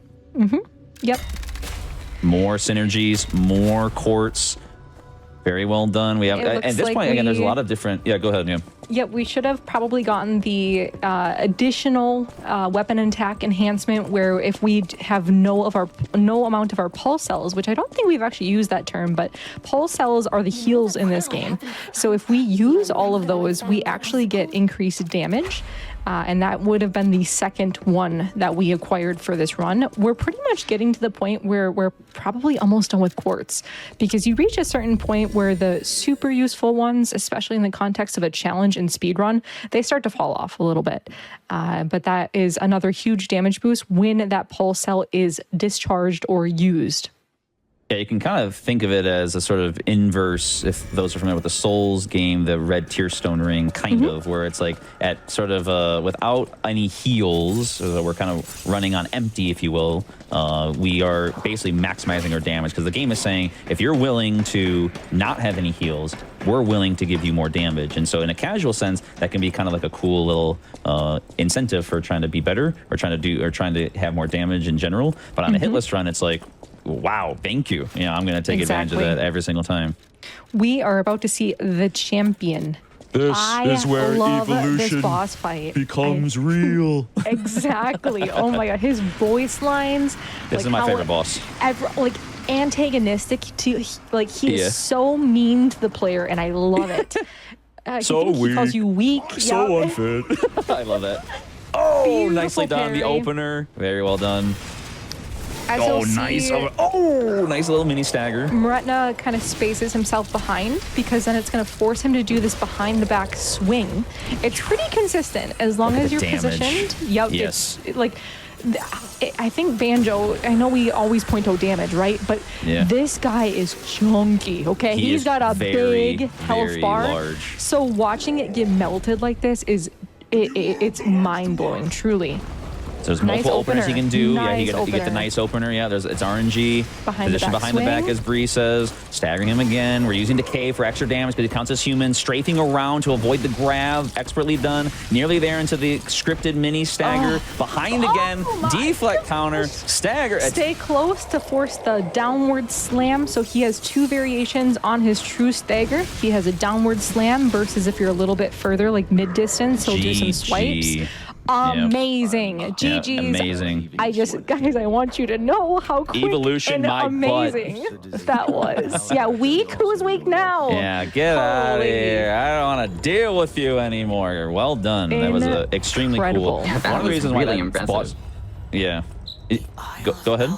Oh, okay. I was just mentioning that was really impressive. I was Oh, okay. just Okay, impressed. good, That's all I was gonna say. I don't want to get in the way of the donations. Yeah, so that's okay. No, I agree. I absolutely agree. Because that boss fight's incredible. There's so much to talk about with it because of the strafing, the parrying. It's wonderful. It's an awesome fight. It is. It's so fun, and he's very nuanced. So my approach for him, I did almost exclusive parrying. I did a little bit of outspacing and some strafing depending on the attacks that he did, but I did a lot of parrying on him. And I actually would regularly get clips from other runners saying, hey, Bree, you should look at this very scary thing that he did to me today. I'm like, okay, I'll see. And things I truly don't know if I'd ever seen. So it just goes to show play styles really draw out certain things from a lot of the bosses, a lot of the enemies. So really being able to understand when they can do certain attacks is just a whole part of like the name of the game, essentially. And it all is dependent on your play style. Yeah, So- and it's so super cool because again, so many bosses require so many different ideas. You can use consumables, you can parry, you can strafe, you can dodge, you can outspace. It's That like any damage, Souls I just game, can't you get know? over that damage. The damage is insane too, and again, this glaive we should mention too was not originally in the game. It was again, I believe you actually mentioned it right at the start. We should mention it again that originally you didn't have this weapon, but they patched it in, and then speedrunners started using it, no-hit runners started using it because it's just that good. Yep, I like this cheeky behind the carriage. Yes, strat this he is does cool. here. And it only works as you throw right-handed, which is crazy. Yeah. Exactly. And then he actually, he'd killed him this time. It must Yeah, sometimes he lives. I think it must have been a damage roll, maybe. Previously. That's a good point. Yeah, damage rolls are an unfortunate thing in this game. That probably the one one thing that you're like, as someone who likes to perfect things and understand things and script, it's not great. So damage rolls, essentially, I'm sure many of you have heard the term before, but there is like a plus or minus % damage on every attack that can happen. Usually the range isn't significant enough with the damage that we're dealing that it'll cause major issues. But for instance, in that situation, it is something you need to pay attention to because an enemy could live theoretically when you're not expecting them to. So just a tidbit of knowledge that you kind of have to understand with the mechanics in this game. Yeah, and you can readily see that in things like Elden Ring, where it's like if you say like buff, buff, buff, and do an attack, you always do 1,000 damage. But in Lies of P, it's buff, buff, buff. It's like, okay, well, this time I did 900, and then, okay, the second time, wait, what, 1,100? Wait, what's happening here? And it's basically kind of doing this roll/average, and you have to play around that as part of what you're setting up because the damage values dictate, again, some staggers and some, thresholds for phase transitions. Exactly. Hyper important stuff that all is taken into consideration. Yep, very good way to give an example of that. We are picking up the amulet. Arm of God. Yes, the amulet from Victor. Do you want Yes. to remind us what this amulet does, Banjo? I shall, because this amulet, believe it or not, increases your damage the more you attack. So I believe it stacks up to 4 times. That sounds correct, yep. So as you're attacking base with R1s or R2s, the game says, oh, you're attacking, here's some damage. Oh, you're still attacking, here's more damage. And it's really nice because, again, in the context of hitless or challenge running, when we're trying to min-max, maximizing it by applying all those R1s and whatnot is going to be very juicy in terms of making sure that we can dish out what we can. And I know we keep saying, oh, we're getting all these cool amulets. We're getting all of this wonderful opportunity to do more damage. But one thing that we have to pay special attention to is our weight. So we are limited, especially in the context of a no leveling run, by our capacity, which is basically our weight limit in this game, amongst other things that it adds to us. But what it essentially means is we can reach certain levels, which Banjo has explained in the context of the speed at which our character runs. Yep. But it does affect the gameplay, and that is something you need to be mindful of for certain boss fights. So we can't just keep putting heavy amulet on heavy amulet, etc., because it does influence things. So you need to be able to play around and really balance that weight limit. Yeah, and it's important too because when it comes to the gameplay itself, or at least the choices you make in terms of your weapon and in terms of your amulet choice, that's going to dictate again the type of damage or the type of scripts you can do. And so it's really, really important to have all that knowledge. And this comes naturally over time as you run and practice and learn.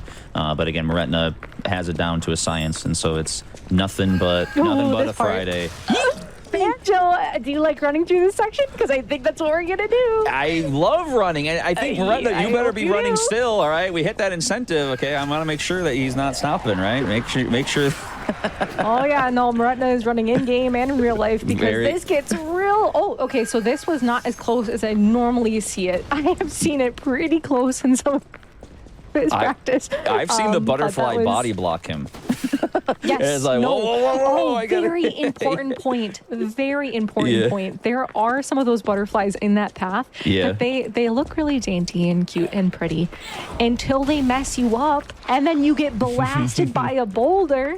That does happen. There's also one that, like, towards the end of the game that kind of pushes you around on this little balance beam and you don't fall, but you sure as heck feel like you're going to fall every time you run around that butterfly, it's so evil the way they did that. They just had to put like a large. We'll see that happen because it's a very it's one of those things like niche knowledge. Like it happens so quick, but if you aren't aware, it would spell doom and literally near the end of the run too, which is so brutal sometimes. Yes, I cannot wait. I know we have a lot of game to see, and we also have one of my favorite bosses coming up. But the end of the run, you don't like this guy. He's erratic. If I would to give one word to this boss, it would be erratic.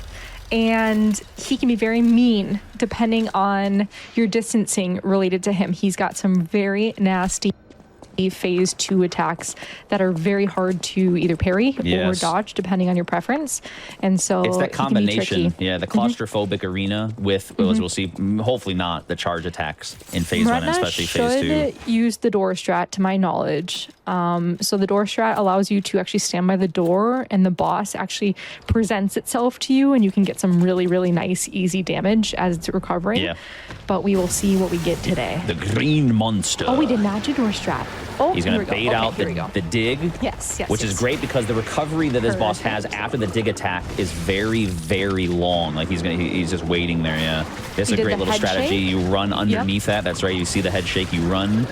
Gonna get a big overhead. Very nice. Huge damage. Big damage. Big stagger. Another big overhead. Awesome parryable attack. That is a beautiful first phase. Didn't get his other combo that he certainly could have done. Now we're using fire here because this boss does count as decay in terms of his damage or status type. But we're not done. Phase 1 leads to phase 2. Puppet devouring. Now we're getting as an opener. Okay, the idle walk. Tricky delay. There's slight different timings. This is the scrapped Watchman from earlier, but he has slightly different timings than some of his other attacks he normally does. I call this the slappy slap. He just kind of waits there. I call it the crab, but I like the slappy slap too. That works too, Okay, here we go. Slightly different timings here. He's slightly slower. Yup. We got a big slam. Nicely done. Big slam. You love to see it. You get a stagger out of it. We didn't actually get to see the follow-up, so if the initial combination wasn't impressive enough, he actually takes his tendrils. Amazing job, Miranda. Yes, that was great. done. Oh, I love to see it. Perfect.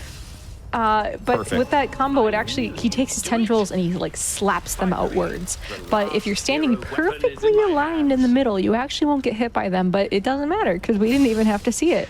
Yeah, and I'll give it credit. The way they adapt or they speaking of Victor, they evolutionized that boss away from the scrapped Watchman. I wanted to talk about that. Yes, so there is something to be said about reused bosses, especially in a game that's pretty near and dear to the hearts of Banjo and I. That's not this game.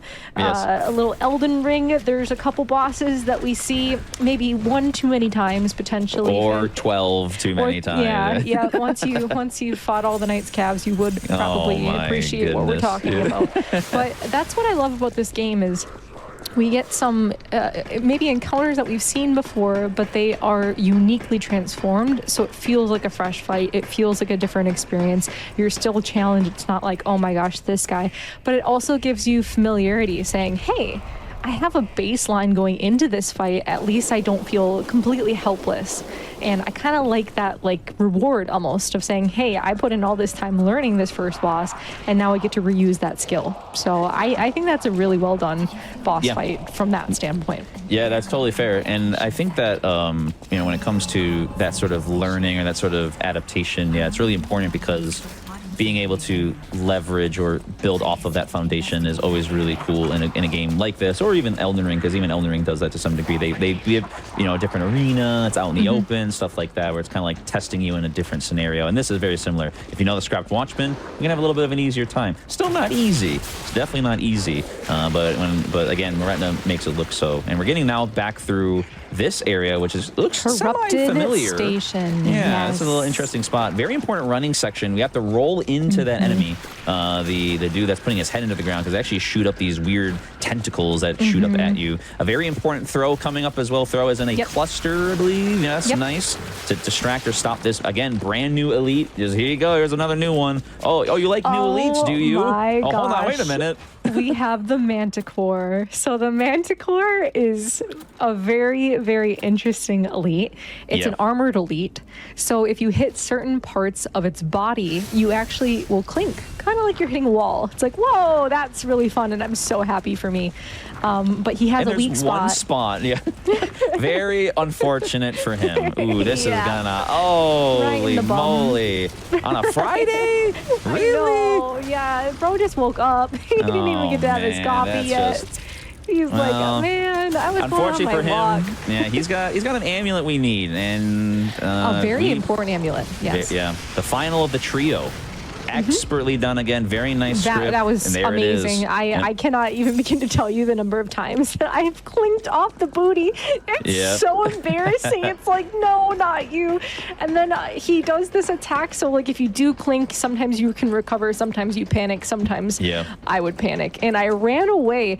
That mini boss has an attack. He literally flies. He launches Yeah, that's himself, true. He does like a whee. I had a run that was active and I recovered, and he did that at me, and I forgot he could do it, and he stopped mere centimeters from my face, and it was the most comical moment. He is, and that, again, it's one of those cases again where it's like, if you can fight him if you really want to on your Hitless run. Yeah, it's great, but sometimes you just really don't. But and so an important amulet, right? So that's correct right. me The if I'm wrong. Murderer Puppets amulet. Yeah. Yes. So this amulet is going to enhance our damage dealt to human type enemies. That's and right. That we have a lot of those coming up. So that is a very, very important asset to the amulet team. We're going to hide away inside this, I believe it's the final key we use to get the best drip in the game, by the way. This is my favorite It's drip. my favorite too. Oh, let's Is this go. your favorite? I love this drip. It's, oh, he's going to do it, thank Moretna. you, no Oh, way. Moretna, Are you you're my joking heart. me? Your Oh heart's my working a lot gosh. harder because you're running, while you're playing, and I'm just kind of sitting here like a goofball, but I appreciate that. As if this run could not get any better, we get to see now the we're Leon, looking the Leon spicy. outfit. Yes. That's awesome. Yeah, we hide in there, not just for the drip, but also for, I believe, the quartz, but also that robber weasel. Oh You my actually, gosh. he chases you to the ends of the earth sometimes. Again, it's one of those weird jank things where it's like, sometimes he won't, sometimes he will. But if you hide inside that room, he kind of de-aggroes and you can continue on your way. Yeah, I actually stopped going to the Stargazer there because I lost the run to him following me a pretty long distance. It was very disappointing, but yeah, I just started running all the way through because I was not dealing with that. We dealt with those splooshers, as we call them, right? Yep, the splooshes are down. They're Yep. gone for the count. Another crazy. You want more unique enemies? Here you go again. Here's another unique elite. This guy is insane. He is, and he has a Fury attack that is very fast, and we are going to see the startup to it. There it was. And we just interrupt it. And I will say that's a fast attack. If you are not perfectly executing this sequence that Moretna just did, that attack is very quick and you would die. It's going to one-shot you. So I remember my first playthrough of the game.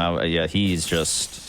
It's just so cool. You're just like, you think you see that guy ever again? No, you don't. He's like, knock, knock, hello, I want to get in. But he's like, this is my only appearance, like in the whole, at least I think, at least on this run, at least, just to hone in on the idea that it's just so cool. They just have these cool ideas and these cool movesets, and they just want to test you and your ability. I Look love at this place this area. too. This area is amazing as well. I like getting to see that blue ergo appearance. That is the relic of Trismegistus is pushing forth through the Krat area. It's so such we get a to cool, see a puppet string strat coming up. I actually had the chance to help develop this strat. It was myself and another runner.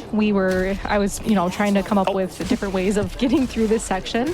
And I found an area where you could snipe the enemy from above. I was just trying to use it as a section where I could take out this enemy safely. But what we found is you can actually use that puppet pole that Banjo was talking about. and we can actually fly up just like we just saw.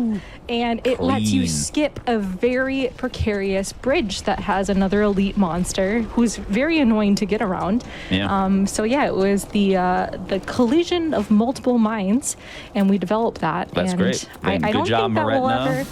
And thank you, Bree. Thank you, Moretna, for doing it, because that is a little finicky. Sometimes you can get caught on the edge. It is a bit precise. Oh man, this guy. From what I understand, again, the original patches, I didn't have to deal with him to some degree like this, but apparently he was also in a ridiculously evil encounter. Yeah, I call that the headbanger. Listen to some Slipknot, and he has no understanding of what's going on around in the world, because he will just ruin your day no matter what you're doing. Yeah, but again, we don't have to see it. No, we don't need to deal with it. And this is level 10, or the minimum level. We're using I think we're using keyboard and mouse here to set up a throw. Hey, hold on. Using keyboard and mouse here to set up a throw. Using keyboard and mouse here to set up a throw into the hotel, the little mini side building here, to distract. This is a really cool strat. I did not know this existed before watching Moretna's runs here, to bring this guy down. Then he goes back up to turn him around and then go past him. Really, really cool idea. Yep. Again, using those sawtooths, it's very rare to use them, but guess what? When they work, they work. It's fantastic stuff. These alchemist enemies are very scary. They have a couple of different attack variations. They're so cool. They have like a cane. Are. I just like how cool they are. Very cool, but they're evil. Evil is a perfect way to describe them, because they have a lot of fast variations that once they are doing it, it is very hard to react to. So I really like that strat. Yeah, that was a new one to me watching some of his more recent runs, and it really helps minimize the risk.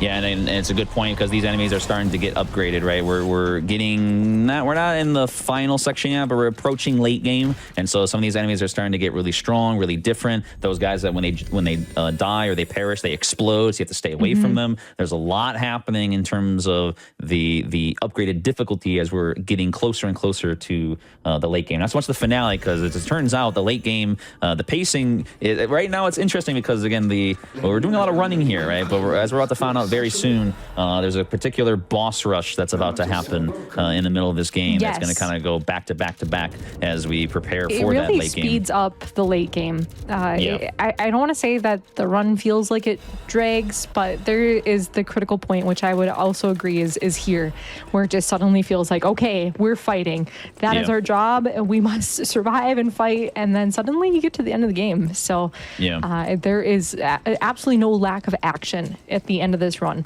Some final sections of no-hit runs are, I don't want to say they're chill, but they're not super difficult in terms of, especially running sections. That is not this game. This game, in my opinion, out of all the games that I have done no-hit, and I've done all the From Software games no-hit amongst a few variety games, this is a gauntlet. It is absolutely just strewn with difficult enemies, difficult pathings, and every runner has spent a lot of time just belly aching a little bit over how to deal with it. Yeah, that final section, and we'll get to that, is it's calm before the storm as you run through that desert, and we'll talk about that too. But then that's such a good way to put it. But then it's evil, and more evil to come, because Bree mentioned this upcoming boss a little bit earlier. They're going to be known as the Walker of Illusion, and they like to scream, so it's a very Bloodborne inspired fight. But we don't really want to engage them too much, because again, it turns out we're gonna wait for this enemy to turn around. Actually, he can chase you to the ladder. It's important to do that. But this enemy, or rather this boss fight right up this next ladder, is extremely tricky because of their timings and the quick sort of mini delays, and actually some of their hitboxes. The scream attack as well as the phase transition. But as we should probably see here, we don't really want to deal with it fully. We're gonna deal with it a little bit. We get to see a lot of the different challenges, I'll say, for this fight in terms of a script. Yeah. that occurs. That's right. But we don't have to deal with it. Which Nice is really scripted cool. opener, getting lots of damage, Beautiful, preventing interrupting that yep. scream, Yep. which has a huge area it affects, right, and yep. it staggers you. So it Yep. does count as a hit. Here comes the split. Nicely Perfect. done. Taking down, Excellent. throwing the shot I love puts. that. Nice to interrupt that again. Should love be that. GG. That is One gorgeous. little gorgeous indeed. I love that. Congratulations again, GG. Well It's done. so That's awesome. Nice. Very so you'll good. see, like, certain weapons are better in some contexts versus others. For me, myself, I never had to deal with the split. I never had to worry about seeing an illusion come out. So her name is actually Walker of Illusions, and she creates copies of herself. And yes, you do have to fight both of those at one time in that small arena. And yes, it is as scary as it sounds. But as you saw Moretna do, he immediately focused that illusion, did all the damage to the illusion, and then re-staggered the actual boss. Yeah, herself. when I did a nothing run, which was like just no upgrades, no like status, no anything, Ooh, that yeah. fight Oh, was yes, funny so because it's one of the hardest ones on the whole run. And I fought her so long in the illusion phase that it despawned. No way. Yeah, it actually despawns. I didn't even think that could happen. Yeah, I've I was always just really focused scared. it. Wow. It was. I did. So We're heading now to, well, it looks like we did not get the next Stargazer. We went back to the original Stargazer prior to Walker. That's But we're- important because, Yes. yeah, if you go down this next elevator, you are locked into Mm-hmm. this next boss fight for just this next little bit, which is kind of going back to nearly the beginning of the game, again, similar to the Krat Central Station. And so, yeah, we go back to do a little bit of upgrades, a little bit of management, so that we can prepare for another familiar face, or maybe familiar face is the wrong term, familiar sploosh. Again, I'm not entirely sure at Yes. this point Well, because he's not, he's kind of missing some details now. He's missing details, but has grown some appendages. Yeah, no, they're really gross and ugh. This ugh. is quite for how lighthearted it can feel sometimes, and like the appearance of things. It is very it's almost like a horror game in some ways. Absolutely. If you there are a just fan of details. Sekiro, yeah, and Bloodborne, especially Bloodborne, this is like they wear their inspiration on their sleeve. Like you said, Yes. the details are there. Like they know what they love, and they not so much emulate, I should say that way. Their inspiration, the inspiration they had from their some of their favorite, the developers, their favorite games is super apparent. And it's part of the reason why I love this game is I wasn't expecting much going into it when I first played, but because I love Bloodborne, it's my favorite one of the FromSoft franchise. Okay, I didn't know that. That's awesome. Yeah, so seeing this game play out the way they did, I was just like so taken away and so impressed by everything. One thing to point out: these yellow, goldish, smoky crystals. You can see something called disruption that's building up on Yep. Moretna's character. So if that bar gets full, you die. It's Yep, it's like that's it. Game over. It's like Death Blight in Elden Ring. It's like, what is it called in Dark Souls 1? I can't even Curse. remember. I think it's just getting cursed, in yeah. Dark Souls 1. A few different like insta-death mechanics throughout the games, and that is disruption in this game. Yeah, So it's pretty. taking those out. Yeah, it's actually a good point because it's not. Again, this game is so cool. It's not really around all that much, but you just have to know what it's doing and where it's at because One of if the you Opera don't, House spider ladies, they do it. That's right, We yeah, pointed that's- out those enemies earlier. Yeah. So it I pops love up. that enemy. Exactly. It's not obnoxious for that status, right? It's there, Yeah, but it's exactly. not overly prevalent. Yeah, But yes, we get to see the corrupted the biggest Parade sploosh Master. of all, Yes, mega sploosh. mega sploosh. Here we go. So we get the opener, we get a parry, we get Very another nice. parry, and then we get to harness his very long phase transition. Get away and good. Nicely Okay. done. Yeah. So I know there was a lot of splooshing and arms yeah. and appendages Yeah, they couldn't flying even around. say much. Yes. It was So good. There and he's gone. Yeah. Yep, it was just basically over. But one thing that us as runners and that Moretna has to be aware of, which, how much damage was dealt in such a short amount of time, you don't have to be too aware of it, but he does summon a little decay buddy. And these decay buddies do cause damage. And so if that decoy or decay blob does come up, you have to be aware of his presence and know that you are no longer fighting just the parade master himself. But yeah, and that blob is super scary. Oh yeah, they're because, scary. They're slow. They get in the way. They when they die, they explode. Yeah, Exactly. there's so much going on again. Yep. But thankfully, the damage and the hit. Oh yeah, the hypocrite here too. This is we're not gonna be hypocrites ourselves. I promise. We're gonna continue to be doing well here on this run. We're here in the middle now of part of the lore, basically the plot, if you will, that's going on. There is a bunch of people that have gone into this hotel of ours, and they sort of roughed up the place. I'm for some reason, part of my soul is starting to feel a little uneasy because there's like I don't know. I just feel like we've felt some similar force that's forthcoming. There's like a certain trio or so. Yep. I don't know. Maybe it's just a weird little. I don't know. Almost maybe as if someone who likes to play tricks on us previously has returned from the depths. Yeah, maybe it's nothing. I mean, we should be fine. It's probably just the wind. We have Moretna here. Moretna's going to carry us to victory. I have no doubt. No matter what is happening in the future, we should be totally fine. One thing I wanted to point out that we haven't touched on yet, but it is a cool little mechanic that the game kind of just gives to us. So they have this training area, and there's a couple different puppet dummies that you can test your abilities, your fable arts, your damage, essentially, on them.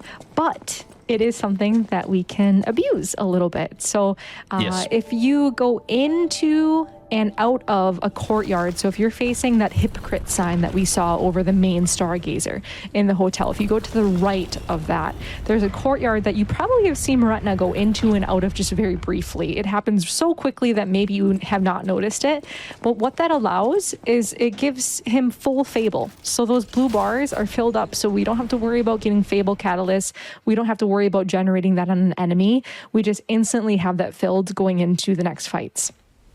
Yeah, and it's been utilized heavily, not just for hitless runs, but for speed runs too. It's just super convenient. It's normally you have to either waste the catalyst or fight an enemy. Like you build it typically through like attacking, in particular like charge R2 stuff, using charge attacks. But in this case, at the hotel, we can just prime it all the way to the beginning or to top, and we need that for. Oh boy, this next boss fight again. We talked about the rush, right? We had Walker of Illusions, now we had Corrupted Parade Master, and now the big bad, the most infamous fight in the entire game. This is one of the most challenging no-hit fights that exists. I would probably agree with that, yeah. Moretna has a couple techniques that helps to minimize some of the risk, but I will say we had the Black Rabbit Brotherhood siblings to deal with. And before, we could control who was in the fight. Now, they're all up. You get to fight all three. How and guess fun. What? It's not just the fact that they have melee attacks, but as we just saw from the spear guy, they all have range projectiles. Thankfully, there is a bit of a timer to it, so you have to have this internal clock. Oh, God. The puppet string. It's so brutal. I know. Not It's fair. instant. It's so fast. He's a cheater. I hate him. Yeah, it's very scary. So the puppet string we're seeing from the saber guy, which is the one that Moretna is trying to focus. I really like this strategy. He just needs to be immediately so clear and focused on what is going on around him. He's probably using audio extensively to hear, is a throwable coming out? Very excellently done taking out that saber guy. This is not easy. It's like, you're just running around. It's not easy. This is extremely nefarious, the timings, as Bree mentioned. It's like you have about 7 different things that you're thinking of while running around in this boss room. And like sometimes you can just get incredibly unlucky. And it's not just the bosses. So if you see the boss room scattered about, it's just piles of trash. And when I say piles of trash, they are literal trash, but also figuratively trash because you can get stuck on them. We've seen a couple weird instances of collision throughout this game, and they have some really awkward interactions, and you can get stuck. And so it's not just the boss fight, it's the boss room. You're fighting multiple battles at once. I think that's a fantastic way to put it, because you need to be, it's one of those fights, and sometimes, not every boss fight, because some they give you a good arena, but that's an excellent element to any encounter sometimes, is this idea that you're not just dealing with, you know, the mechanics of them and what you're doing, but is your positional and situational awareness topped off, and that's vital. I see why he did. I think he did that to avoid did it on purpose, and I thought it was such a good choice. Well I've been done, like, I've been thinking about the throwables from Little Rabbit. I'm like, oh my gosh, please don't get caught. So if you guys saw, he was going for another follow-up attack on that backstab, but then he could tell, and he had a sense of that Little Rabbit was going to throw her throwables, and he kind of deterred his path. At the right moment. That was so And remember, well from done. Donkey days, these backstabs are not easy. Again, it seems like, oh, just go in and get a backstab. It's very precise. You have to know the positioning of their back and how they turn when they attack. Martina's making the absolute right choices. This is an important part of the fight, too. He was taking down their health very close to each other. Yeah, watch that. Yeah, I'll be quiet. This is incredible.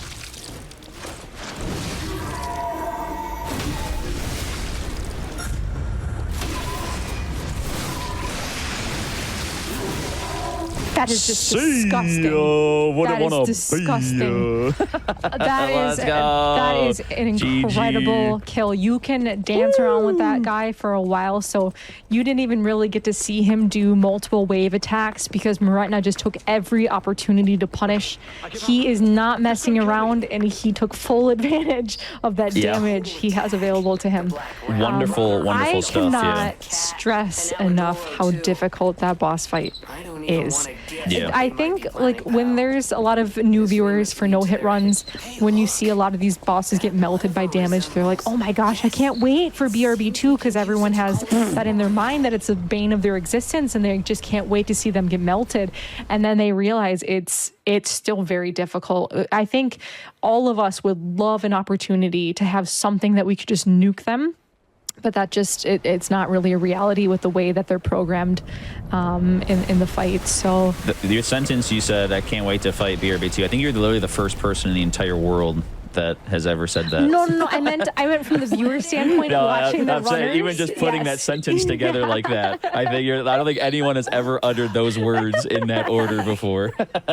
Yeah, I agree. Yeah.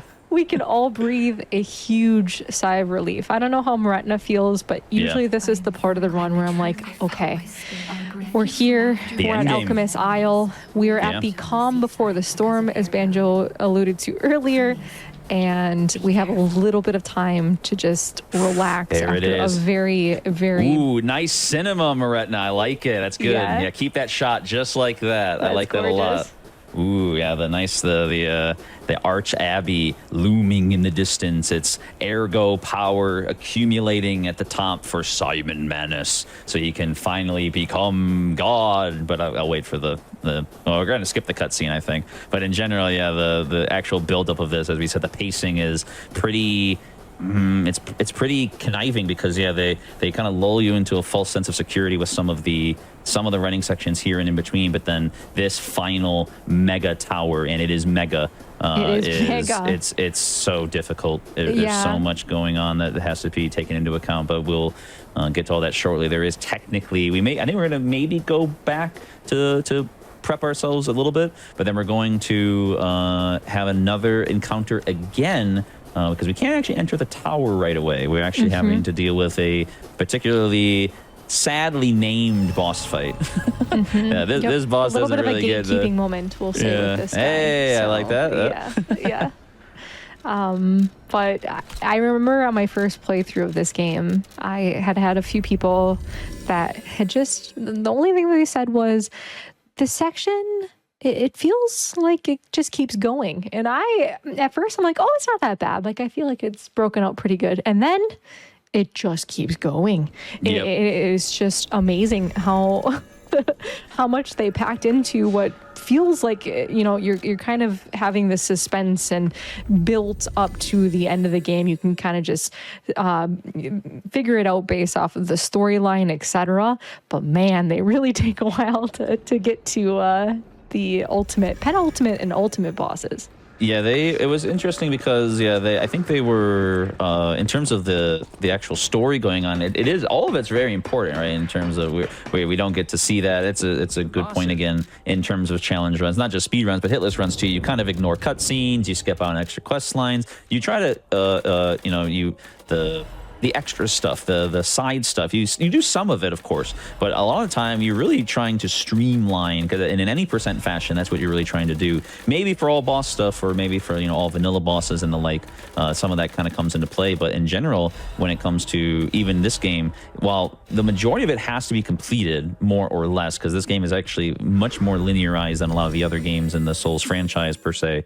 It is still a really cool idea that they decided to give you one large final level to explore, and the verticality of it all, right? It's reminiscent of like the new Elden Ring DLC to some degree, and all that. They were trying out some different stuff, and so that's why like all of it's very exciting to see. If this game, as I like to describe this game, hopefully right now at least, as like their Demon Souls. If this is their Demon Souls, I can't wait for their Dark Souls. It does feel like that. I like that comparison. Yeah. It's gonna. I think the sequel is gonna be just unbelievably incredible. I'm biased, but it's like I have high hopes. So no, I really like that comparison to Demon Souls, with the segmented sections and each area feeling like it does flow with the rest of the game, but they all do feel unique enough in itself. So I'm excited to see what they choose to do with the DLC. I am so waiting for some news. Oh my gosh. They released like the new images. I should, as a small return to that, we were doing the technique that Bree mentioned just briefly earlier, getting all of our Fable back, dipping into that courtyard. We picked up all of the different materials we want, maybe not one more time, but at least a lot of them, a lot of different throwables for the next few running sections, or I should say few. It's one ginormous like running section, essentially. We may get away with not having any further shop visits, but that's not always the case. We will see how this goes and what we have to deal with. But first, we have another boss who feels very reminiscent of a Demon Souls boss. It's very funny that you brought that up, because that's what this boss fight feels a little bit. He feels impossible until you understand him. Yeah, it's there's going to be a cool, there's some cool ideas present with this fight. It's actually going to be a really neat one that's going to be employed, I believe, to do a lot of damage. For those who've never seen this maneuver, we're going to hopefully see Moretna pull it off here. It's pretty straightforward. It doesn't look like it should work, but it does, because this boss is, something's weird about how they calculate the damage. I'll just say it like that. Yes. Also, like looking behind here, I don't know if you've ever experienced it, but sometimes the dogs in this area. The dogs every time. Have you ever seen them go invisible? Yes, I have. Yes. So they have the cloaking ability apparently here. So good opener. Yep. Parry, boom. Beautiful. And now we're gonna see something. It's pretty funny. It looks weird, but it works. I promise. He's gonna throw a couple clusters and watch his damage. Oh, that is just unbelievable. I'm actually, I think the only thing that I need to remind myself for, because when I first saw this, I'm like, how are we not one cycling this guy? Guys, this is base level. That was base level. Yeah, this is a casual 22,000 damage, at base level, whatever. It's the end of the game. What can we say?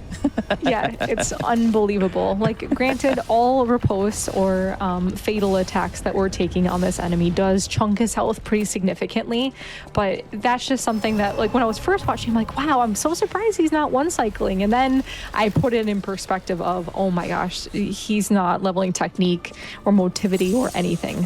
Yeah. Yep. That cluster idea is funny because it basically calculates the cluster grenade as an extra damage multiplier on top of the riposte.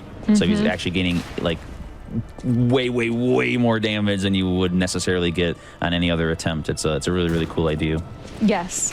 This section, it can be tricky because you have a missile, a rocket launcher that's continuously... They're so mean. They're like, hey, it's already hard enough, but how about a rocket launcher? Let's add some projectiles on top of this very scary, I don't even know what I want to call him, And he think doesn't it's actually choose to kill him here. Yeah, this is a cool idea. I didn't realize this was a thing as well, but you can use the very rare instance of, we call it the bone out, or using using Dark Souls terms, but in this case, it's the pocket watch, allowing you to escape from the overworld. It's actually an important, one of the reasons I bring this up as well is because, and I think you know this too for sure, is that when it comes to boss fights, you can't bone out, you can't leave a boss fight. And so one of the things that's understated often about the difficulty of this game is it's Sekiro-esque somewhat, but even then not really, because once you're in a fight, a boss fight, you have to do it. So if your script goes wrong, you forgot your materials, you didn't upgrade, it's too late, right? You're in it to win it at that point. You have to adjust. Yeah, and so in the overworld, you can do it anytime you want. It's okay.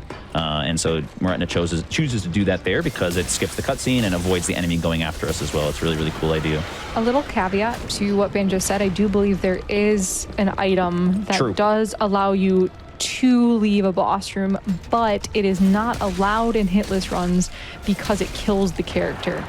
The last resort. Yep, exactly. So if we use that item, you can, you know, in another context of just playing this game, you can use that, but unfortunately, but fortunately, we can't use that as hitless runners. It just, for me, that dog, I hate that. Oh yes, welcome to Double Manticore Alley.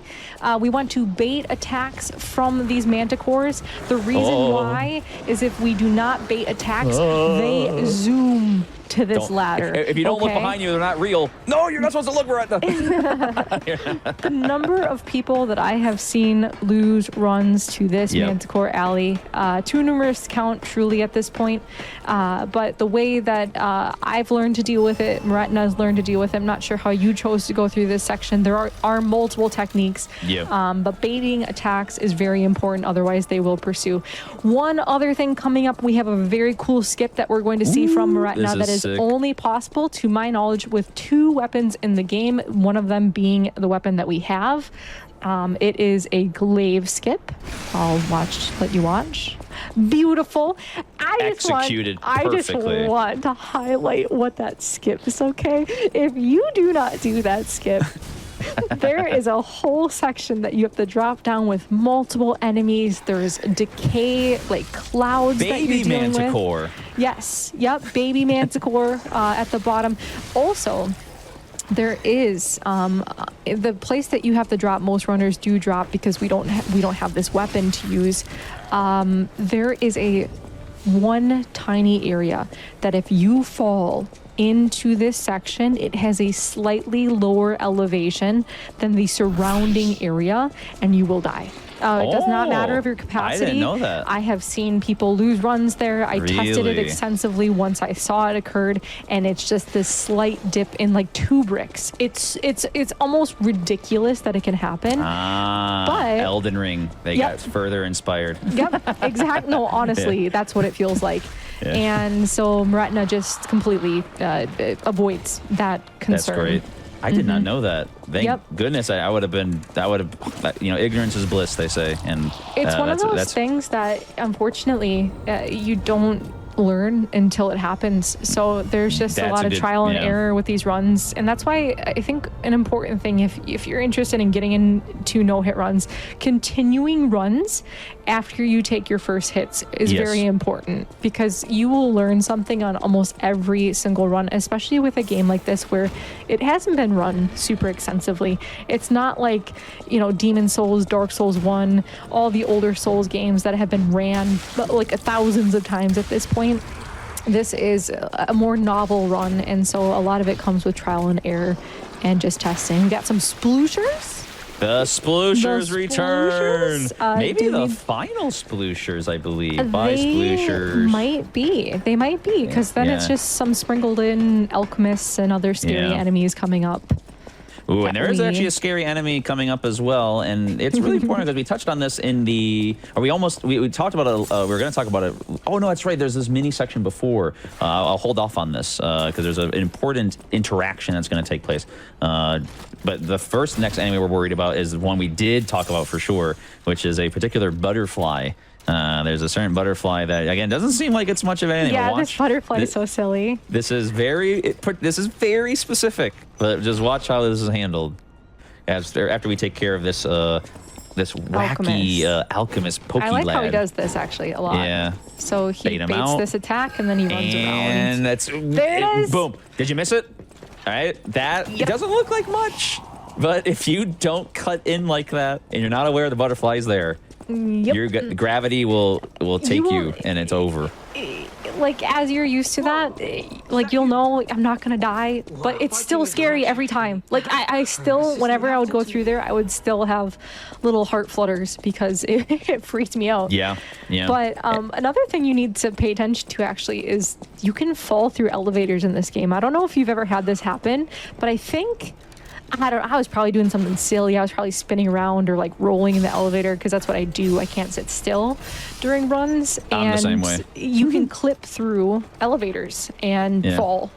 So another thing that you just need I've to never be seen mindful it, of. but in the final elevator, done it. I've seen these games. As much as we praise these games, they're not perfect. As much as we Yes. want, they got charm, but on a hitless run, sometimes you can get mad at that. But when it comes to the enjoyment of these games, again, it's one of those things that you have knowledge about. Speaking of knowledge, we bring down that enemy to lure him away from the lever that he's guarding.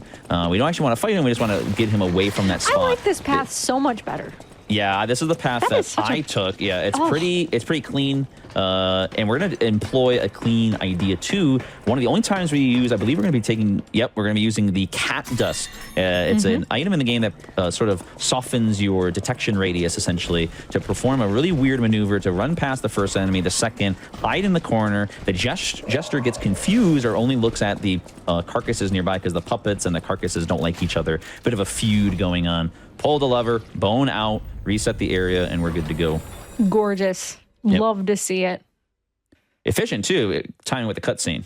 Moretna's running right now, running. So it makes sense that we're still keeping that speed because, again, the typical runs of this game are long. That's another difficult aspect of this. Sometimes some runs can be done in like an hour and a half, 2 hours, and this one's being done in 2.5 already, which is phenomenal. But the average is a lot higher, typically, way like higher. 3 to 4 hours. So Yep. it's a tough run. It's long. It truly is a long run, and there's nothing in my mind that's like super free. You need to know what you're doing for pretty much every boss. If you compare it to something like Elden Ring, there's a lot of tools at your disposal where you can one shot or have really, really nice scripts for every boss that don't even require like parries half the time. This section is very scary. There is a very specific line that you need to take to this ladder. I know it looks like he's just running, but I swear it is precise because there are a lot of enemies that are falling down around him, and then that alchemist has a ranged attack. It's so silly. Yeah, there's the tentacle head dudes that are popping out of the ground. Exactly. Yeah, like we're going to throw a cluster at this dude to knock him down to get further ahead. We're nearing the midway point of the tower. Just one final major running sign. Watch out for the butterfly. They're evil. Watch out for the disruption. It's evil. Watch out for the gravity. It's evil. If it's not obvious, this place is just a menace. This is a evil area. This is a great choice that he I like just this made. choice too. Yeah. Those alchemists have a very, very, very quick attack. It's interesting. I hadn't seen it until like I got a really low PB, and I would get to this part hitless, and I would start seeing it more and more frequently whenever I got here hitless. I'm like, what is this attack suddenly? So that was a great choice, breaking him into that stagger, because those are just they're very, very spooky enemies. And Moretna's actually looking in with the camera. Again, another one-off elite enemy. And that elite enemy is ridiculously strong. He's so wild. And it's this game is just cool. This game is just cool. You mentioned it. We could just go ahead. Yes, absolutely. Speaking of cool, it really doesn't get much cooler than the boss we're about to see. Probably the fan favorite. I would say this is definitely Probably the fan the number favorite one, in general. If you were to if you were to poll 100 people, this is probably like a 95%er for this boss It's going to fight. be on many lists because this is it's flashy. It's, dare I say, electric. Yeah, I'm sorry. that's a good way to put it. No, that was that's really easy. I'm sorry. I'm Right sorry. there. It was so no, easy. the I had low-hanging to. fruit. Oh my goodness Why don't you go hang out with the gracious. golden tree for a while, Banjo, picking that fruit? Oh, actually, believe it or not, I ran a Q build on my first playthrough. Oh, so did you? actually, yeah, That's so I was like, this silly. is a silly thing. I'm gonna do this. That's funny. I was like, this is really funny. Yeah, not the. I'm not gonna lie, not the greatest, but it was silly because I had So- like, yeah. What I encourage chat to do, watch all that is happening. Please watch all that is happening, all that Moretna is juggling in this boss fight, all the throwables, the timing between throwables and attacks. I just encourage you to just appreciate what is happening in such a short amount of time because there Yeah, is a for lot of this- things being juggled. Here we go, Laxasia, the lightning lady herself. Here we go. We're gonna start Lightning off by McQueen? Oh no. Yeah, pretty much. Yeah, pretty close. Pretty close. We're going to be tossing tons of throwables, lots of damage, charge attack, nice parry, delayed timing, very tricky. She has some different follow-ups. Oh, I hate that. Oh, it's a double. I hate that attack. Oh, that was very gorgeous. nicely done. Look Oh, at the that was damage. gorgeous. Yeah, that attack is really tricky. All right, As here we she's go. going into This, her stagger, all right, she has a hitbox. Yeah, here we go. I'm done talking.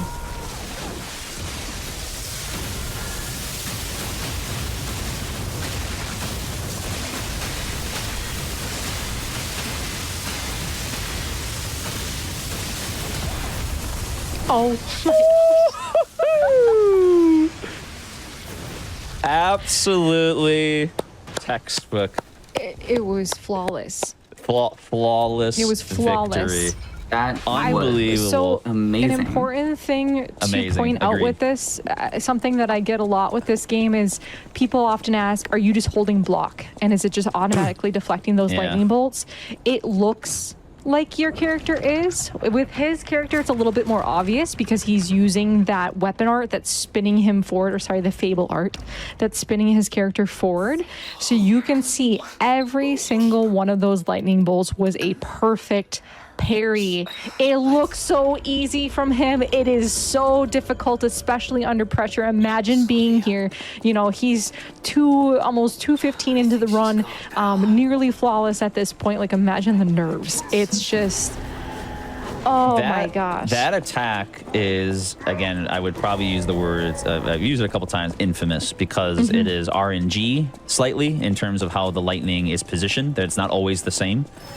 Some people like to use sound cues for the timing of her final super duper Yes. slam. Yep. It is an important attack to have to deal with because it happens every single time at the start of phase 2. Some people do it utilize it for damage. Some people, roll through or avoid things. But regardless, it is if you know that fight, that phase 2 is maybe the hardest in the whole game, besides Yes. maybe the final the phase super 2 duper is so true. difficult. Yeah. Yeah, it's again, you use the absolutely correct term, flawless execution on that. I'd Yeah, be curious to ask him. Oh, so sorry, Helix. Go ahead. The more you Yes. the more you explain it, the more impressed I am by it. That's got to be worth a donation, right, chat?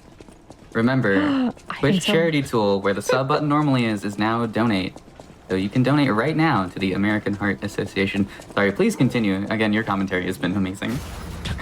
Thank you. We well, just thank you. love the game a whole bunch. Yeah, he's playing the game so well that Yeah, we just get it's to be. honestly, yeah. Like when it comes to how this is again being run and what we're seeing here, both by the organizers and by Moretna and my fellow commentator Bree, it's been super fun to do this. And so yeah, Yeah, this it's is been great. it's a great time. Yeah, and again, Moretna's making his way through the final running We got the section. This is the gunner. final. Yeah, so this is another evil section. So many runs have died to these two. Like this is a cool little technique right here. I like this Yep. little idea. Whoop. Believe it or not, the main character is faster than speeding bullets. We don't know how, but it's just, his walk cycle. He's able to dodge bullets entirely. It's very nice because yeah, those two end so many runs. It's tricky. There is a lot of labbing that has been done in this entire final section. Yeah. There are just numerous enemies. If Moretna chooses to dispatch of things the way that I think he will, he typically kills most of the enemies, which is definitely not the wrong choice because it's so precise with understanding pathing, what can go wrong, where you have to really pay attention to. Like I said earlier, some games have a nice final section where it's not super heart rate inducing. This game is not like that. There is constant bombardment from the environment, from enemies, from bosses, and you really earn this run when you get it. Yeah, and you mentioned it as well, that what's cool about the community around Hitless is you don't have to do it alone.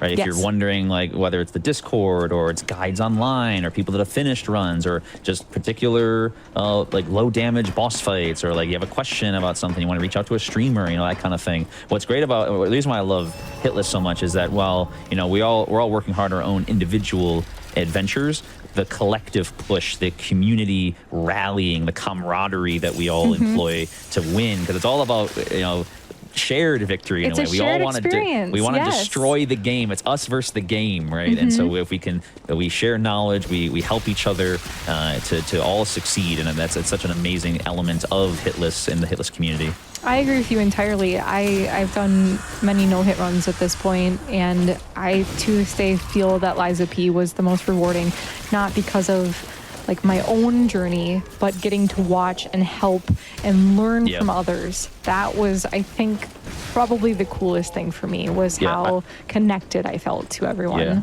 I agree. I think that's a good way to put it too. I'm very proud of this run as well. I think there's accomplishing it not just for its challenge, but for what it asks of you as a runner, both again with yourself and the community. I think it's wonderful. I highly encourage everyone to look into it and try it for themselves, because not just because it's cool, but I think it's a great starting point as well, because you can start with any game. It doesn't have to be Liza P. It doesn't have to be Dark Souls 1. It could be your favorite. It could be your least favorite. It could be a random one. It doesn't have to be any like officially sanctioned Hitless game. It doesn't have to be a Souls-like. Like there are tons of variety games that are outside the RPG genre even that are no-hit runs. And as Banjo even said, you can make your own challenges. It doesn't have to be a Team Hitless official game. There's just a lot that you can do if you just put a little bit of thought into what is a personal challenge that I would like to achieve. And just going back to Team Hitless, it just fosters an environment where you get to share that challenge and that achievement with like-minded individuals, which is great. And many people have come together on this this is the final the actual final section. This little final 3 enemies. It doesn't seem like much, but it's horrible. It's horrifying. It's terrifying. This section has caused me sleepless nights prior to getting this watch run. those walls. I've seen people bonk the wall by accident, and then and then it's over, and then it's like, and that's it. There's no more enemies. This is the end. We are at the finale.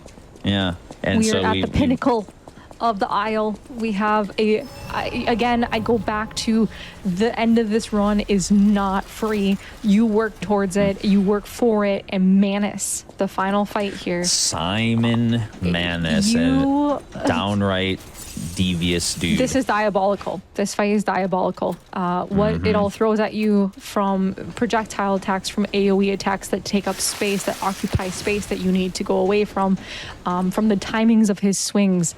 This is challenging. Show me everything you have, Papadodapadoda. The amount of times I heard that in practice. Oh my goodness. Here we go. Seeing some parries. There's so many weird delays, so many strange combos, but look at the damage. We mention it all the time. Gross. I don't even want to deal with phase 1, okay? Phase 2, there's so much that, pretty okay opener a little bit. Not the worst. Yeah, it's okay. Evil follow-up, very nice. Okay, good dodges. We're avoiding those attacks, those deal damage. We're going with another long-range attack. This is based on your position. The closer you are, the faster it starts. The further away you are, the more it's delayed. He's going with he's doing the extra follow-up. This is the Fury attack follow-up to outspace it. We're going in. He pulls it back. That actually has a hitbox on. You have to be careful. What do we get next? The classic. Okay. Follow up. There's the hand. Very nice. There's a dodge. Great dodge.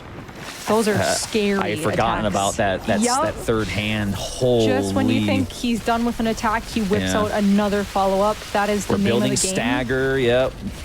He's summoning his giant hand. You have to be careful that he's going to get a mini stagger. I think he's going to back away from the giant hand. Not that hand. That's a big. That's the giant hand. Yep. So that's the space-occupying attack that I was speaking of. We got more projectiles. Those do count as hits. This wave is mean.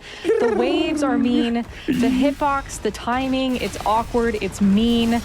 Retna not letting it bother him. Avoiding the final slab. I think that is one big bad bro. Amazing. Amazing. Can we get some applause in the chat? GG. That is that final fight. Oh my, that rivals like Luxasia, honestly. Like on low damage, really like does. that kind of thing. Yeah. Like it's extremely difficult because the RNG, I don't know if there's necessarily an automatic frame trap on it, but there may be potential frame trap opportunities. But even if they're not, the precision that happens with the projectiles and the multiple projectiles and his different combos and understanding where you should be relative to even the boss walls, right? Yes, like it all comes back to tying this all together. Oftentimes, it's not just the boss moves that you need to get used to. It's relative to where you are in a boss room with that fight. So there's so much that goes into these types of runs.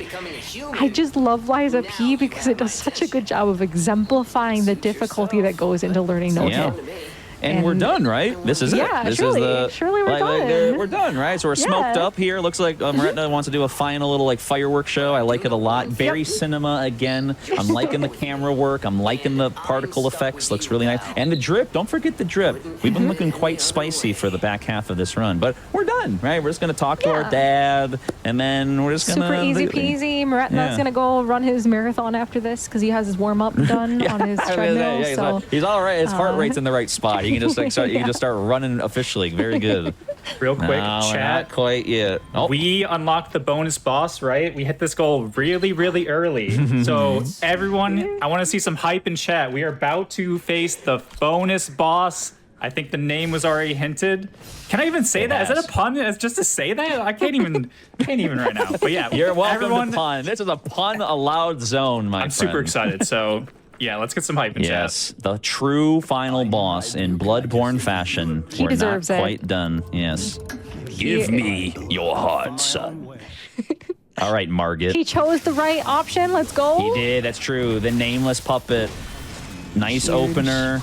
I believe it's maybe even scripted. I'm not entirely sure, but this damage is off the charts. We're not even gonna see phase one. Bada bing. All I can do is laugh. Boom. I know. The design, the mechanic, everything's so cool. This fight's super sick too, but we don't deal with it. Cluster grenades, more throwables, shot put. Okay, interruption. And we will get a stagger. Yep. Beautiful. Nice pose. Now I think he's gonna go for. He's got. I think. Yeah. He sure is. Oh, so difficult. Shoot. Yes. Oh, that's a tough one. That is a very, very tough parry. Very tough dodge. Whether you choose to dodge or parry, it's timing based. For me personally, I find it basically timing based, and it's very awkward. It is not an easy a fight whatsoever. Whether you're doing it normally, whether you're doing it in Hitless run, whether you're doing it super low damage, that fight is so. It's cool. It's just more. Again, it's just cool on cool. This is an optional boss fight, so this is an incentive based boss fight. If we were talking any percent, would have been done at Manus. So we are getting a really, really cool opportunity to see more work that Retna has put into mastering this game, and I truly want to emphasize that particular transformation that Nameless Puppet does. It's mean. It's difficult. Yeah, that's a good point because, and you mentioned it extremely briefly, but it deserves even more attention for sure because I'm glad you brought it up, was that if you are doing this run and you don't want to fight this final true boss, you need to make the right decision. If you make the wrong decision, then you are going to cry, because if you don't know the fight or you're not ready to fight him, it's the amount of GG. stress that you'd have if you accidentally chose that, and that would technically like end your run. Theoretically, if you made that choice, you had done the run, but you accidentally chose Nameless, you can't just say, "Oh, I'm done." Like like you went into the boss fight. Yeah. Unfortunately, You can at the Stargazer. So if you interact with it, you can say, "Oh, I'm not. Never mind." But Yes. because you can't bone out of a boss fight, it's you're stuck with your choice. And so we're gonna be choosing to fight him one more time here. Expertly done. Phase the damage. This is level 1 or non-leveled. Like it's crazy. It's crazy. That's why these games are so sick, is you can just push it to the limit. The tools that they give you, as long as you know how to use them. Yeah. We're seeing, all of these collective items really come to culmination and really meet the peak of what they're capable of. Yes, absolutely. He charged his yellow charge attack, which was like, oh my goodness. So scary. Here we go. Here we go. This darn Nameless. Honestly, I've never liked Nameless. If I'm gonna be honest with you. Who is this guy, anyways? Nameless is honestly like, I'm choosing Bed of Chaos. Honestly, that's I don't know about you guys out there, but I'm honestly not a fan. Chat would agree. At this point in time, Nameless, it's a tough fight. It's extremely evil. It is. It is. Also, we have a bunch of extras. I see. Cool. Okay, we have more backups. Very good. Very good. Yes, I believe he did buy quite a few extra throwables when he went to Malum District for the last time. Yeah. And we're also doing this, something we need to remind ourselves of. There is fatigue related to these runs. Like, think Absolutely. of everything that we've had to watch Retina prepare for and think about and do in every boss encounter, using every, certain amount of Fable Catalyst, certain amount of every throwables. Like, there's so much calculating that is occurring. It's fatiguing. It's draining. I take the best sleep. Let's go! And no! This dark. Oh, the damage is right there. I took full responsibility for that. I was so excited. I see again, when in the grand scheme, I'm making a YouTube video. Why the Bed of Chaos is better than Nameless Puppet. You're gonna see. I'm telling you, hundreds of millions of views. You're gonna see it. This darn boss. We're gonna get some more consumables, more throwables. It's not. And again, the phase 2 there is extremely difficult. Oh yes, in all regards, because it's ridiculous.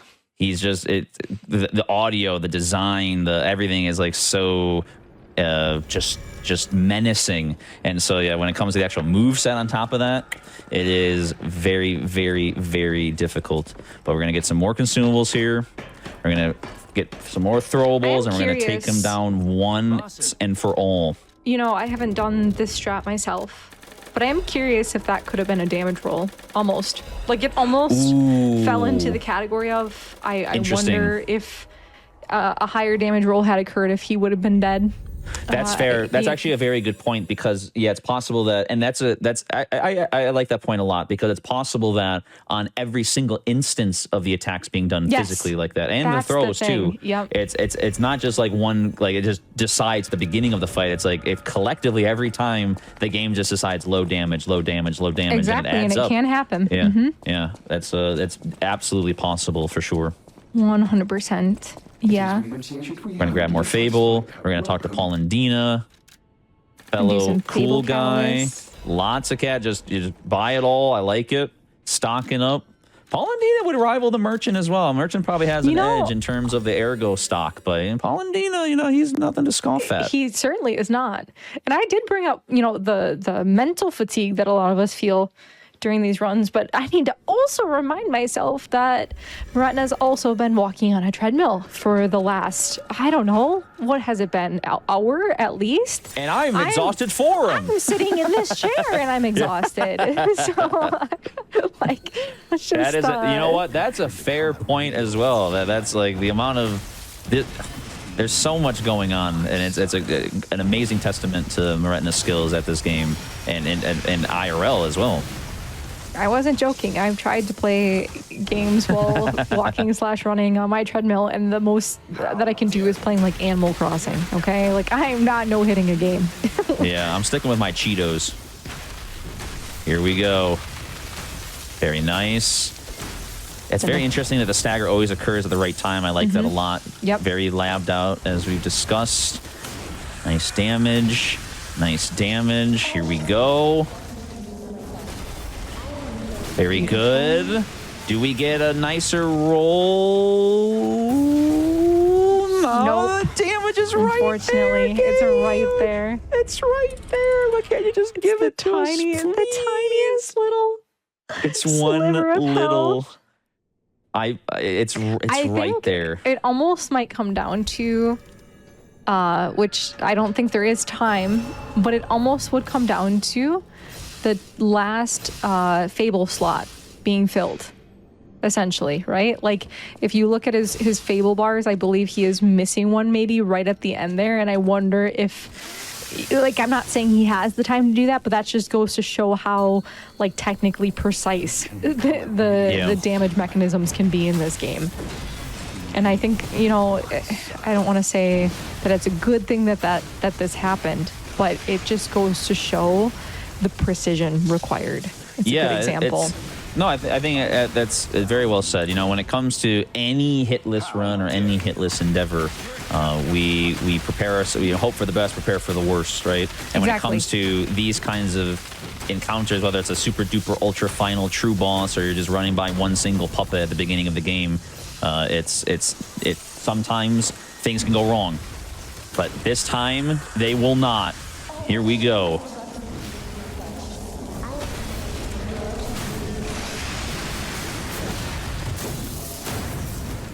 Oh! Yeah! Yes! GG! Let's go! We take those throwables! GG! Well done, Moretna! Well fought. Thank you for being able to maintain the mental fortitude to get through that after a few moments of frustration. And yeah, for sure. For offering us such just an incredible run. Absolutely stupendous. I mentioned this at the beginning of the stream when I first introduced myself, but to watch this run evolve, and we talked about this just recently about how most runners are looking at 3 to 4 hours depending on your route, your comfort with the game, etc., how much you need to take breaks because of nerves, and we're seeing that time just obliterated without leveling.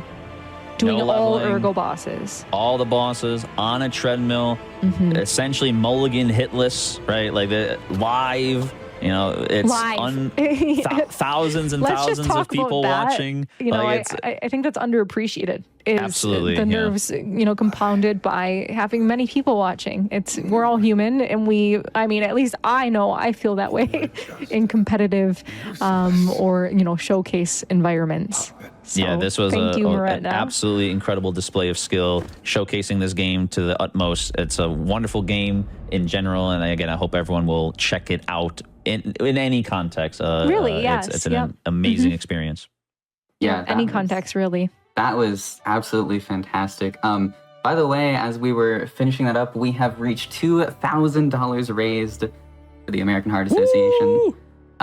Let's go. Let's go. But yes, an absolutely incredible run. Moretna, if you're unmuted, is there anything you'd like to say? Any shout outs? Oh, that one run at the end was just terrifying.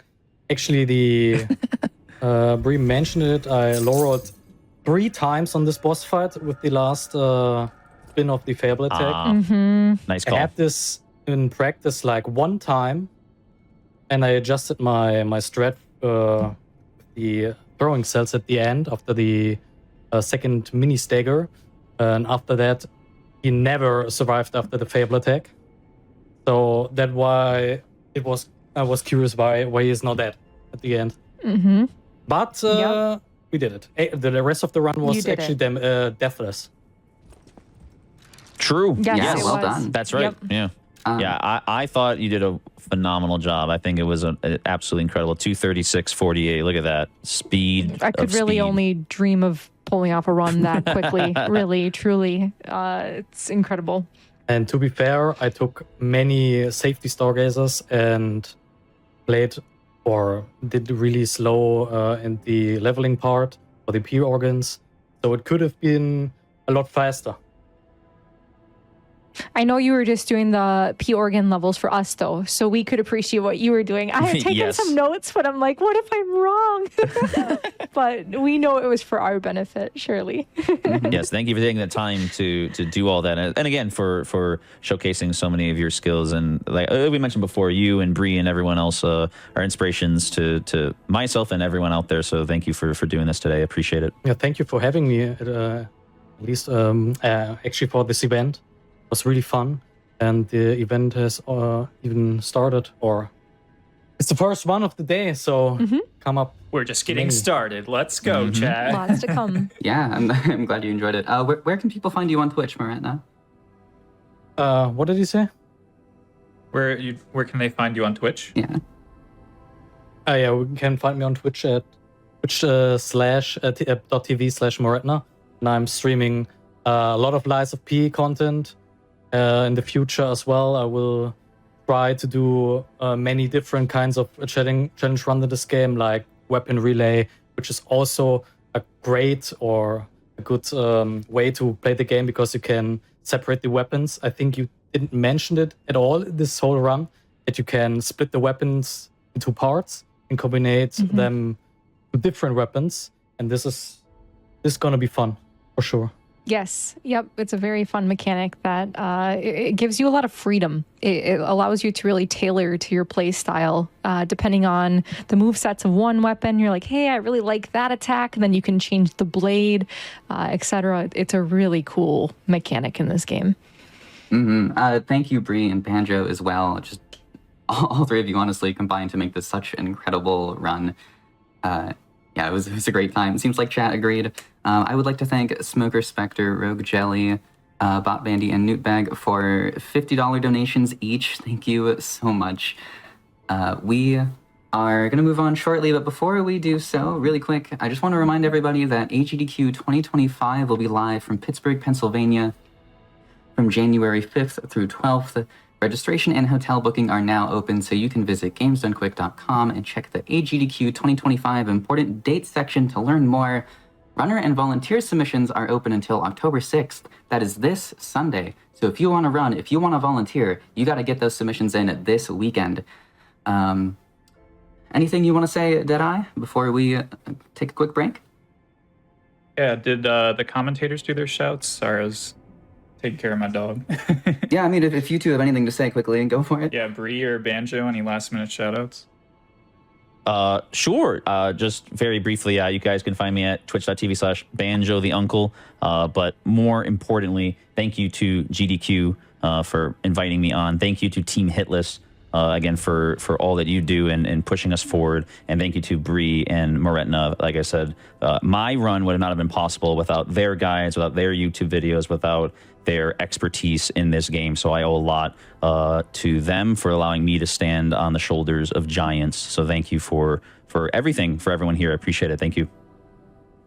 Thank you, Banjo, and thank you, Moretna, and thank you both Team Hitless and GDQ as well for putting out an amazing event. I myself am really looking forward to not only today, but the rest of the weekend. The lineup is so cool, and getting to involve so many incredible commentators, creators, runners, just seeing the showcase of what can really be done when you push yourself to the limits of not only taking on one challenge with Hitless, but also adding the speed aspect. Like the collision of the two spheres is very cool. So thank you guys. Yeah, thank you so much for being here and for commentating. The commentary was absolutely top notch. I couldn't have asked for a better talent. So shout out to both of you. So chat, we are about to go into the second game. I feel like we've been here for hours. It's been so entertaining. But we are going to hop into Elden Ring DLC Showcase No Hit. That's right. We are showing off 2.5 hours worth of DLC. And if you haven't seen the Elden Ring DLC, these are some of the hardest bosses that have been released. So honestly, it's going to be such a treat. Like I said, we are going to go into a wellness break. So if you want to get some water, use the bathroom, stretch, anything like that, now is your time. And like I said, we will be back very shortly. Thank you so much for being here. And thank you everyone who has donated so far. The support has been just unreal. We really appreciate it.